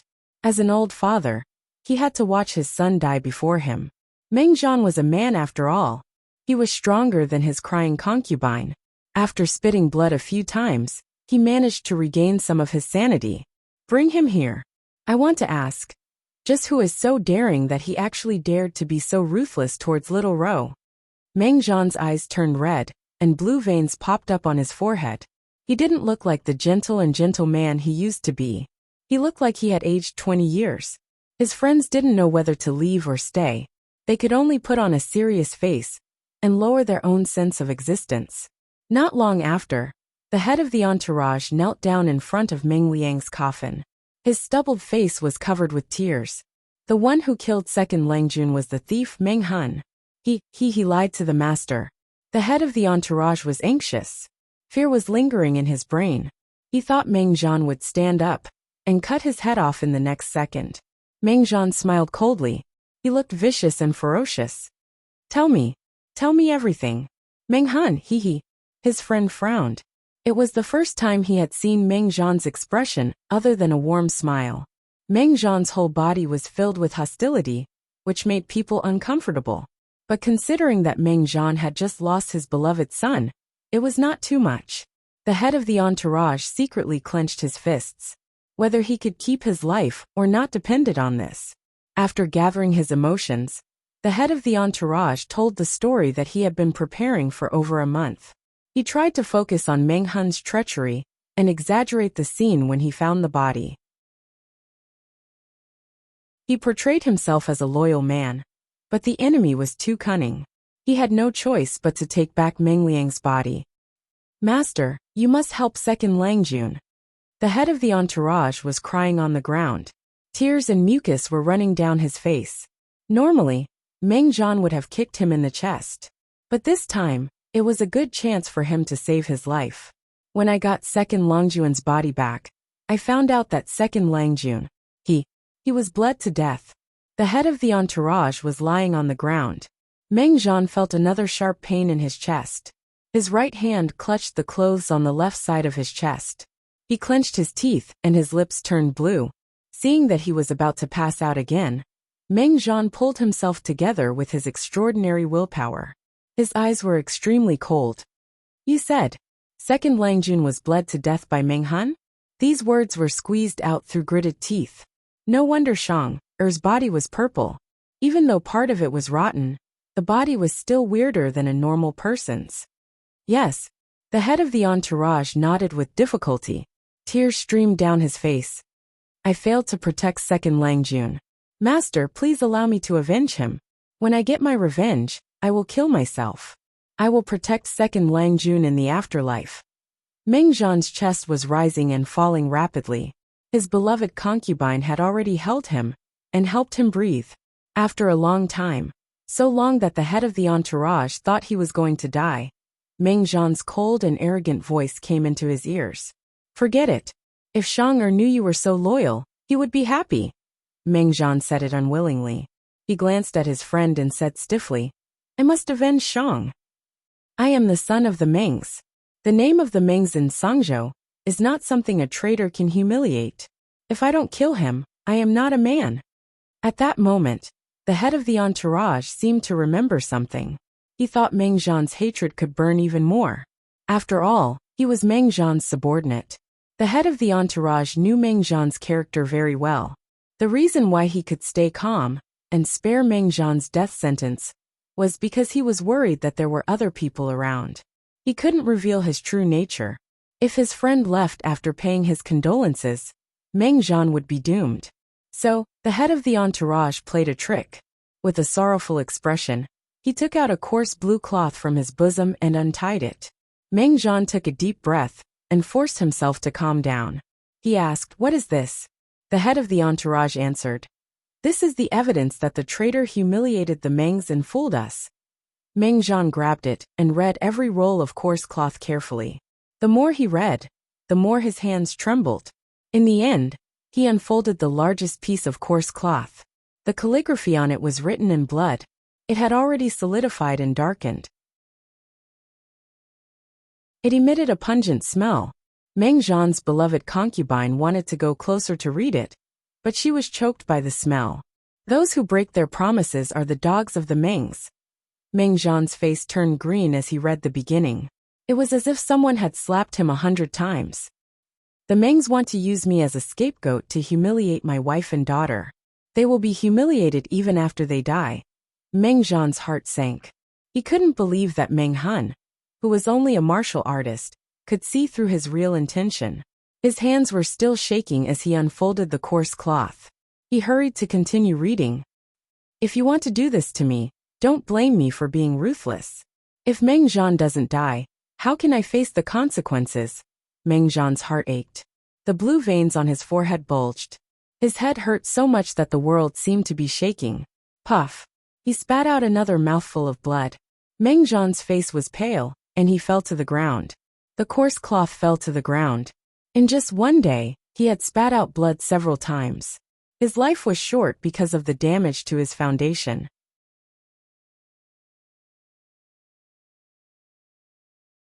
Chapter 239. 240. The Grain Store Dispute. 1. "I thank you on behalf of my husband." Meng Zhan's friend quietly stepped away to avoid Meng Zhan's concubine's bow. Not to mention anything else, but based on the gossip he heard, he felt that the Mengs did not live up to its reputation. He had never heard of the Mengs using a concubine to pretend to be the legitimate son. He didn't want to get involved in this mess. Chief Meng needs to rest after this incident. You can't get angry again in case it hurts your foundation. Before the medical officer could step out of the main street, where the Meng residence was located, he was hurriedly called back. He wrote a new prescription and gave a few instructions. His friend took the chance to leave. He was worried that he would hear another scandal if he stayed any longer. Meng Liang died. Everyone in the Meng's family mourned. They wore plain linen clothes. The Meng's army was also ordered to mourn for the second Langjun. Meng Zhan's action was met with a lot of resistance. He was scolded by several elders. Who was Meng Liang? A son of the first wife, who was not even 20 years old. To the public, he was the son of the first wife. However, some of the elders who had heard the rumors knew that Meng Liang's identity was different. His identity as the son of the first wife was still a question mark. It was not like the Meng family was so short of people that Meng Liang was the only one. There were still many candidates for the Meng family. A son of the first wife died, and the entire Meng's army mourned for him. Who did he think he was? Even if the emperor of Dongqing passed away, he wouldn't be treated like this. More importantly, it was a critical moment. The civil unrest in Song Prefecture was getting worse. Mobs were everywhere. The Meng's army needed to clean up their colleagues. They didn't have time to mourn for a young boy. Speaking of which, Meng Liang was the source of the civil unrest. If it weren't for the fact that the boy was too much of a bastard and made the people angry, the Mengs wouldn't be in such an awkward situation. It was better for him to die. He didn't have a good background anyway. If it weren't for the fact that Meng Zhan loved him so much that he wouldn't give him anything, and even ignored the legitimate eldest son of the first wife, the elders wouldn't have cared about Meng Liang. He was just a piece of mud that couldn't be helped. He was a waste of air when alive, and a waste of land when dead. Meng Zhan's heart was as hard as steel. He refused to give in even half a step. The two sides were locked in a stalemate. As a result, there were several voices within the Meng family's army. The news of the civil unrest that they had painstakingly concealed seemed to have grown wings and spread among the people. When the people in the neighboring counties and prefectures heard the news, they panicked and felt insecure. The Meng family is truly a sinner. A plain-looking carriage stopped on the mountain road. The man in the carriage lifted the curtain and saw the people fighting outside. Their clothes were ragged, and their faces were yellow from hunger. It was a scene of chaos. The man sighed in his heart and put down the hand that lifted the curtain. Judging from his appearance, he wasn't the man who was a guest at the Meng residence.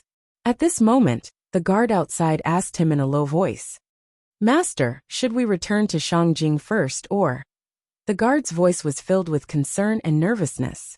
There were only 11 of them, including the man. With such a small group of people, if they encountered a large wave of rioters, they could not guarantee the safety of the man in the carriage. The longer they stayed, the more dangerous it would be. The man went silent for a moment before he said abruptly, "No, let's go to Langia." He had some doubts, and was eager to seek confirmation from his young friend. The guard did not even think about it. He answered yes, and pulled the reins of the carriage. Soon, the seemingly ordinary carriage completely disappeared on the vast mountain road. "Yuanjing, what kind of students do you have?" Faintly, the man seemed to be complaining. There were different voices within the Meng family's army. The suppression was lax, which made the already serious civil unrest even more intense. Hejian County, which was only half a month away from Meng County, was naturally the first to be affected. Jiang Pingji returned to the mansion from the streets as usual. The information she collected made her look cold. The audience in the streaming room could feel the low pressure around her through the screen. Even the funny comments on the bullet screen had decreased greatly. The price of grain has soared to 8 times the original price. Even so, the supply still cannot meet the demand. Suka hurriedly jumped off the carriage and hurried to Jiang Pingji's study room. He knelt in front of her and said, "Langjun, it's time for us to take action." When the price of grain skyrocketed, it would be difficult for them to lower the price. By then, they would have to face the resistance of all the grain merchants in Hejian County. The grain merchants were supported by the gentry clans. They were not afraid of one or two of them, but it would be hard to say if they joined forces. No hurry. Jiang Pingji was expressionless. She seemed to be deep in thought, which made Suka so anxious that he almost couldn't speak. It was not the time to act aloof. Let me ask you, have you found any refugees from the nearby counties? Jiang Pingji asked. Not near Hejian County, but there are many in Zisong County. Zisong County was near Hejian County, which was closer to Meng County in Song Prefecture. If there were refugees, they would be the first to appear. I got it. Jiang Pingji pounded her palms and said, Tell the grain stores to put out the signboards and try to spread it throughout Hejian County. We must let every citizen know that the 3 grain stores will be buying large quantities of cheap grain. Signboards? Suka was startled. What is that? It means to widely advertise. Hire 30 to 50 children, or hooligans who are familiar with the roads nearby. Give them some money and let them advertise on the streets. Jiang Pingji explained. Anyway, we must let the people know as soon as possible. Suka's eyes flashed. If it were not for the situation, he would have praised his Longjuan's idea. Nowadays, there were too few people who could read. Even if they put up the signboards at the city gates, not many people would know about the grain stores. The effect was minimal. If they let children or hooligans advertise everywhere, it would be faster and wider than just putting up the signboards. The key was that the labor cost was not high. I'll do it now. Suka calmed himself down, bowed to Jiang Pingji and left. Wait! Jiang Pingji suddenly shouted and stopped Suku, who was in a hurry to leave. Before we do this, go and find out which grain store has the lowest price. The price we set will always be 20% lower than the lowest price. Suka was dumbfounded. Not the normal price? Jiang Pingji snorted and said, We just need to be kinder than the black-hearted merchants. We are good people, understand? Suka was still dumbfounded. It was different from what he had imagined. Don't worry. The price will not go on. Jiang Pingji said calmly. Our price will only be 20% lower than the other grain stores. If they want to compete, they will naturally lower their price. Then we will lower it by 20%.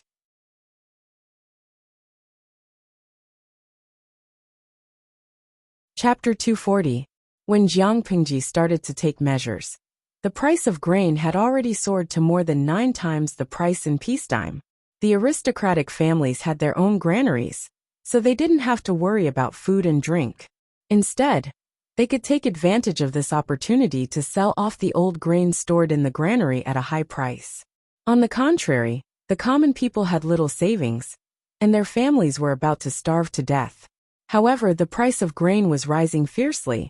Many people were worried about it. Many women were pacing back and forth in front of the grain stores, waiting for the grain to be cheaper. They didn't expect the price to go up every time. If we don't buy more, we won't even be able to afford a bucket of rice with our savings. You can still afford to buy rice? My husband broke his leg a while ago, and we've spent all our money to buy medicine for him. Today, we even slaughtered the only hen that could lay eggs to make soup for him. I really don't know how we're going to live like this. I don't know what happened. Why is the grain so expensive? If this goes on, the kids at home will have to go hungry. Even if they were hardworking and capable, they had no money and no grain at home. Their families would have to go hungry. The grain store was not a charity. How could the price be lowered just because they were poor? The world is getting more and more difficult every day. A woman sighed and said, A while ago, I was helping to wash the dishes in the tea house at the entrance of the city to earn some pocket money. I heard some soldiers talking about it. It seems that there is a big mess in some county in Sangzhou. It is close to Hejian County. The proximity meant that the flames of war could reach here. And it also meant that countless refugees who had left their homes would flee here. Which family wouldn't tremble in fear when they heard about the war? If their strong young men were conscripted into the army, they might not be able to come back. As for the refugees, if people were in that state, what wouldn't they do besides burning, killing, and looting? Maybe it would be even crueler than robbing people. Many women trembled just thinking about it. At least they had some savings at home, so they could buy grain from the grain store. The other poorer families could only dig weeds in the mountains and peel bark from trees. The food they ate was not even as good as the old sows in their pigsty. Should we go to other grain stores? Maybe there are cheaper ones. A woman in a dark linen robe hesitantly held a basket and looked at the grain store not far away. There were many grain stores in the city. After comparing 3 stores, there was bound to be one that was cheaper. If I had known that this would happen, I would have gone to buy them a long time ago. I thought that it was expensive back then. But who could have known that the price of grain would only get higher by the day? That's right. In the past, my husband thought that I was short-sighted and that the weather was good this year, so the food would be cheaper than before. He thought that I would wait a few more days. But now it's so much more expensive. I don't know how I'm going to survive. The women walked together, holding each other's hand, chatting with each other. At this moment, a child wearing patched clothes ran over from the corner of the street, laughing and shouting loudly. A woman raised her hand to stop the child and asked carefully, "Hey, what did you just say?" It seemed that this was not the first time the child had been stopped. He answered in a loud voice very naturally. The grain shop in the Dogtail Alley on Vermilion Bird Street is the cheapest. It's 20% cheaper than the other shops. How much is 20% cheaper? The child shook his head. I don't know. The owner of the grain shop said that it's 20% cheaper. After all, he was just a child. Suka knew that children could not remember the price of grain. So he simply asked them to remember the shortest advertisement. The women looked at each other in confusion. Should we go and take a look? They could save as much as they could, even if they had to go around half of the city. Let's go and take a look. It's not far from here. After a few words, the women had decided where to go. To attract more customers, Jiang Pingji had divided the area where the 3 grain shops were located into 3 parts. With the grain store's location as the center, the mobile advertisements in this area would focus on the grain store. When the women arrived, there was already a long queue in front of the grain shop. Listening to the people's discussion, the price of grain was still high, but it was indeed much cheaper than the other grain shops they had seen before. Well, there are no good things if they are cheap. Could it be that the grain they are selling has bugs, or something else? With their sharp ears, they could hear the discussion from the crowd. Immediately, someone jumped out and said, "Someone bought 2 buckets of grain. I have seen it. It's white and good." There was more than one person who was worried about the quality of the grain in the grain shop. Hearing that, he became even more worried. That's strange. Others are raising the price, but they are lowering the price. Isn't it said that merchants are black-hearted? A man who was queuing up to buy food couldn't take it anymore and shouted, "What do you know? Don't you know who the owner of the grain shop is? It's the famous Hu County chief. I heard that Hu County has so much grain that it can rot on the ground. So what if it's cheap? Don't buy it if you don't like it." Hey, why are you so blunt?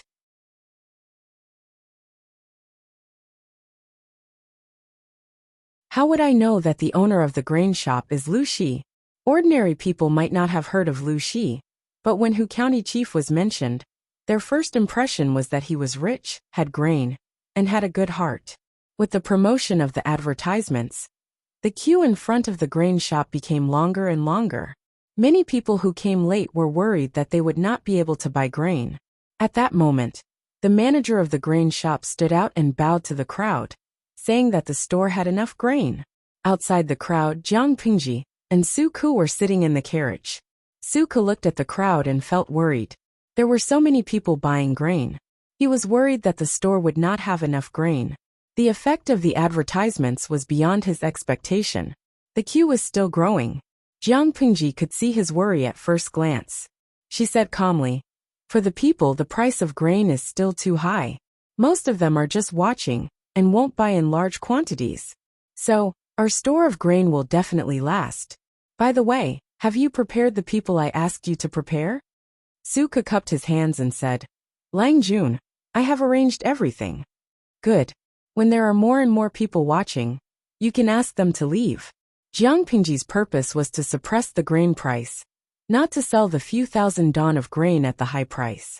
Not only did she ask Suku to hire children and hooligans to act as mobile advertisements for the grain stores, but she also asked him to prepare a few people.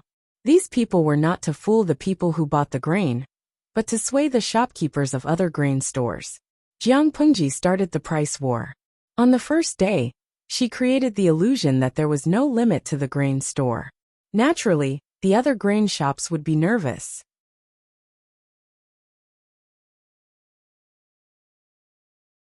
Chapter 241. To improve competitiveness, one had to start with the products themselves, the service attitude, or the price. Nowadays, people just wanted to survive. High-quality services were meaningless. What mattered most was to feed themselves with the least amount of money. Therefore, if other grain stores wanted to compete with Jiangpingji, they had to lower their prices. Once they lowered their prices, Jiangpingji would achieve her goal. The price war was always a trap. The party who had the upper hand would fight harder and harder. Those who tried to imitate her could only be led by the nose. Not to mention, her main goal was not to make money.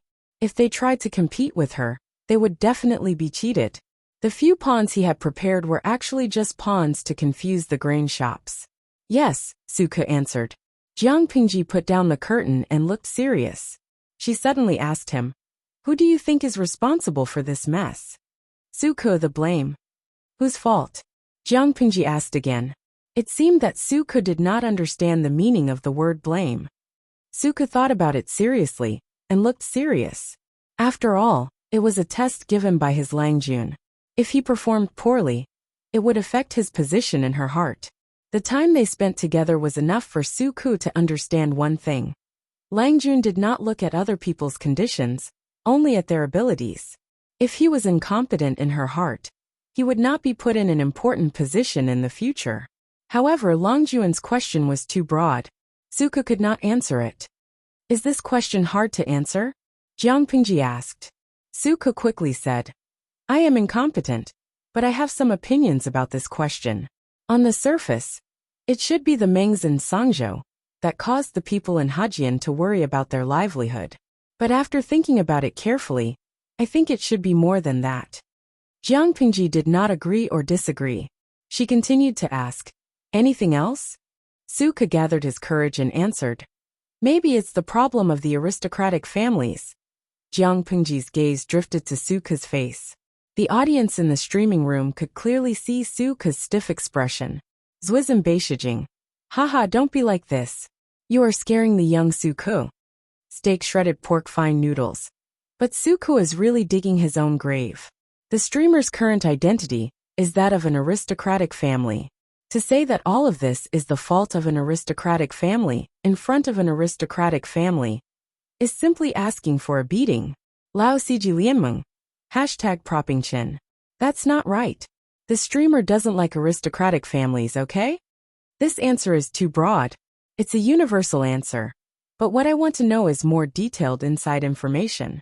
Jiangpingji wasn't angry because of Suka's offense. She was just not satisfied with his answer. Suka stood rooted to the ground in a daze.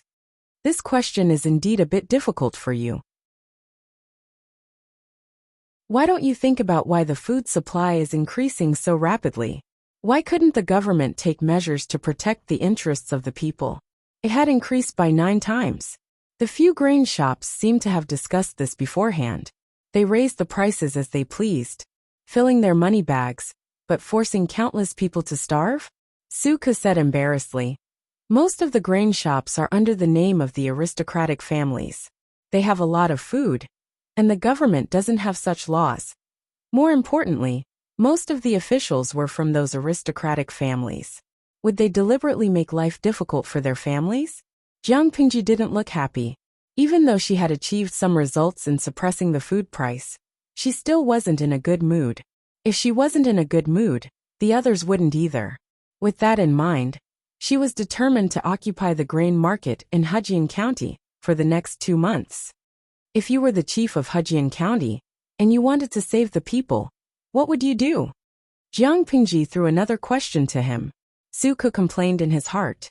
Who didn't know that the chief of Hejian County was just a mascot?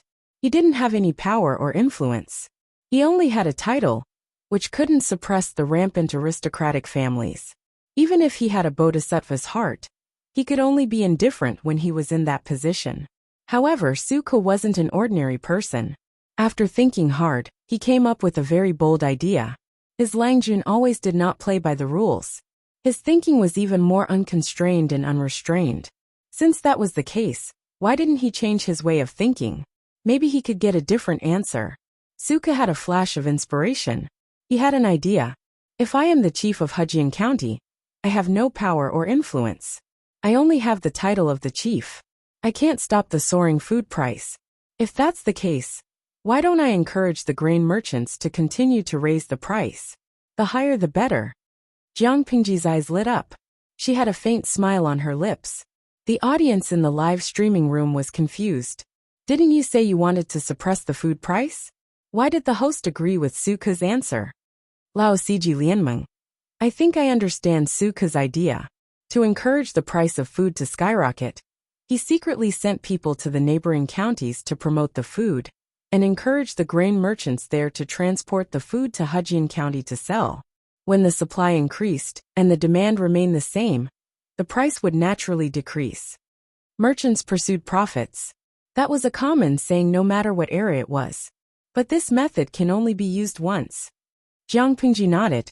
She was very satisfied with Suka's answer. After all, he was a talent that she thought highly of. Jiang Pingji hoped that Suka could be more useful. After all, she was in dire need of manpower. Before she could find suitable people, she could only make Suka more useful. At the same time, Suka felt a chill down his spine. He had a vague premonition. There were many customers wandering in front of the other grain stores. Even if they were not going to buy, they were all potential customers.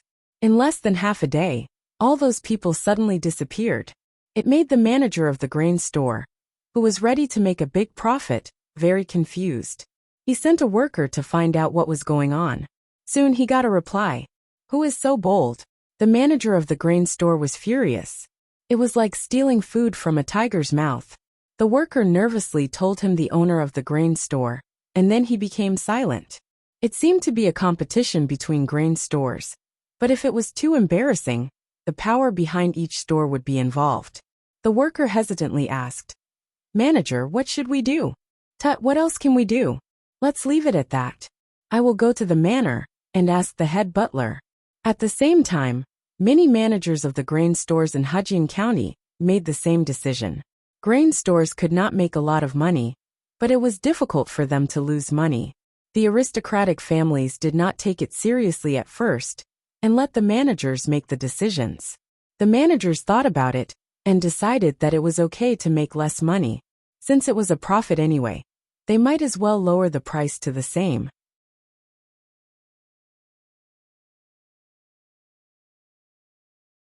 Chapter 242. What is the Luz trying to do? The shopkeeper of the grain store slammed the cupboard loudly. His old face was flushed with anger, and blue veins were popping on his forehead. He was suppressing his terrible anger. Who in this world would complain about not earning enough money? There was such a good opportunity in front of him, but the Luz jumped out to mess it up. The clerk looked at the deserted store and felt embarrassed. He whispered, "Shopkeeper, should we lower the price too?" If they didn't lower the price, they wouldn't be able to sell their stock. Earning less was better than not earning at all. The shopkeeper of the grain store was so angry that his beard was flying. He had completely lost his rationality. However, he did not want to be led by the nose when it came to lowering the price. "We can't lower the price," the shopkeeper clenched his teeth and said. According to the Luz behavior, they must have a lot of grain in their warehouse. They can afford to squander like this. If we lower the price and they continue to lower it, what should we do? Even though the head of the family had given him the power to manage the grain store, if he couldn't make a satisfactory profit every quarter, he would be the one to suffer when the higher-ups questioned him. Let's wait for a while and find someone to investigate the situation of the Lu mansion. The shopkeeper paced back and forth in the store with his hands behind his back. It seemed like he was going to break the tiles under his feet. The clerk asked, "Should we send someone to investigate their warehouse?" The shopkeeper was so angry that he almost laughed. He grinned and said, "Investigate the warehouse of the Lus? You." The clerk shook his head like a rattle drum. What a joke. The granary was a money box for the aristocratic families. It was related to their daily meals. An outsider was not only allowed to investigate the granary, but if he was caught, it would be tantamount to poisoning someone's kitchen. It would be fine if he wasn't caught, but if he was, he would completely offend the Lus. The clerk scratched his head and asked the shopkeeper seriously, "Shopkeeper, I know you are the smartest. Do you have any ideas?" Looking at the clerk's flattering smile, the shopkeeper raised his hand and stroked his goatee. His eyes flashed with pride. "Come closer." The two of them whispered in each other's ears. The shop assistant's expression changed from confusion to sudden realization. He admired the shopkeeper's sophistication even more. "Great idea." The clerk patted the shopkeeper's horse. "Shopkeeper, you are so smart." "What is this?" The shopkeeper felt much better and was no longer as angry as before. "When it comes to managing the county and the people, I naturally can't compare to County Chief Lu. But in terms of business, I'm afraid County Chief Lu is just a layman and doesn't know the ropes."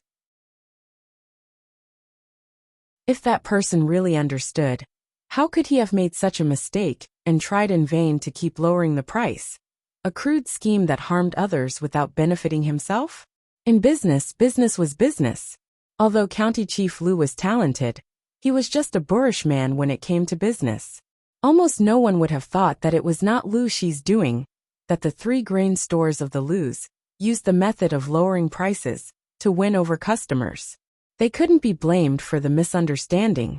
Who asked the former Lu Shi and the current Jiang Pingji to dislike attending poetry gatherings? Don't think that these activities were boring. In fact, it was also an important way to promote oneself. It was the best place to show off one's talent and fame. If he didn't package himself and promote himself, how would others remember him? The former Lu Shi wouldn't have done that, but the current Jiang Pingji disdained to do so. Therefore, in the second branch of the Lus, outsiders always thought that Lu Shi was the head of the family. Naturally, he was the first person they thought of when something happened. Unintentionally, Lu Shi had become Jiang Pingji's scapegoat. In the eyes of outsiders, how could offending Lu Shi and offending Lu Shi's son be the same? Everyone bullied the weak and feared the strong. If it was the former, 99% of people would be afraid. After all, Lu Shi was not someone to be trifled with. If it was the latter, people would probably come to pressure him with all kinds of excuses. Even if they didn't torture you to death, they would still annoy you to death. If they couldn't afford to offend their father, why would they be afraid of the bastard? Of course, if they really did that, they would probably understand a principle. The bastard was even more dangerous than the father. The latter would only make you suffer, while the former would directly kill you. The clerk flattered the shopkeeper. "That's right. I think so too. When it comes to making money, no one can be more experienced than you. Let's wait and see," the shopkeeper said decisively. "I'd like to see how much grain he has, and how many days he can squander." Because they had more grain than they had expected, the purchase limit was not implemented the next day. Jiang Pingji coldly looked at the statistics on the table. It was the price records of 31 grain stores in Hejian County.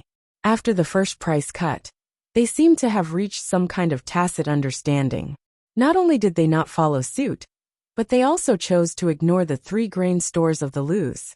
They let their own grain store be deserted, with not a single customer coming in. They did not move at all.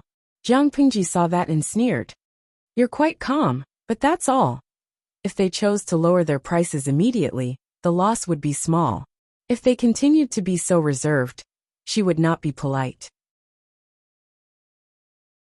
Early the next morning, Jiang Pingji asked Su Ke to do something for her. This. "Langjun, do you really want to do this?"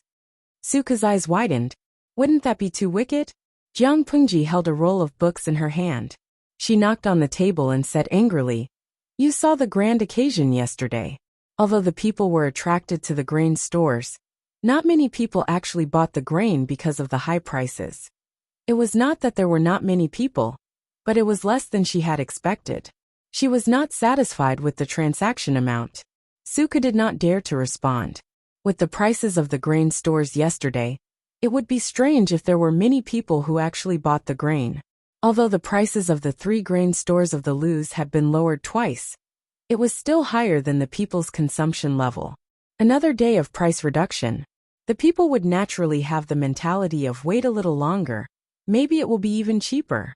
I've read the information my father gave me about Hu County.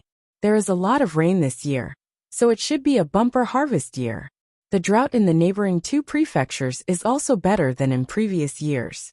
The pressure of the food shortage will be much smaller than in previous years, which means that the grain prices will be exceptionally low after the autumn harvest. Jiang Pengji said coldly, "We'd better convert the 5,000 don of grain we have into money before the autumn harvest. After the autumn harvest, we can buy the grain at a low price.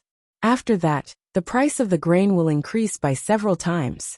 If we can't sell it, we will lose money." Although the grain was not a business, who would want to make a few hundred if they could make a profit of 10,000 don? Jiang Pengji lacked everything at the moment. She could only use the method of increasing income and reducing expenditure to the maximum. She wanted to turn the 5,000 don of grain into the biggest profit. Suka was silent. So this was the reason why his Langjun wanted to cheat the grain stores of the other noble families? Very good and very powerful. He was speechless. You're tuning in to the Li Mei's Sword of Destiny YouTube channel. We're so grateful for your support, and don't forget to subscribe to join us on this incredible journey through captivating stories. Your generosity through donations truly makes a world of difference, as it's the primary source of revenue that allows me to expand and enhance this channel for you. Thank you from the bottom of my heart for being a part of this adventure.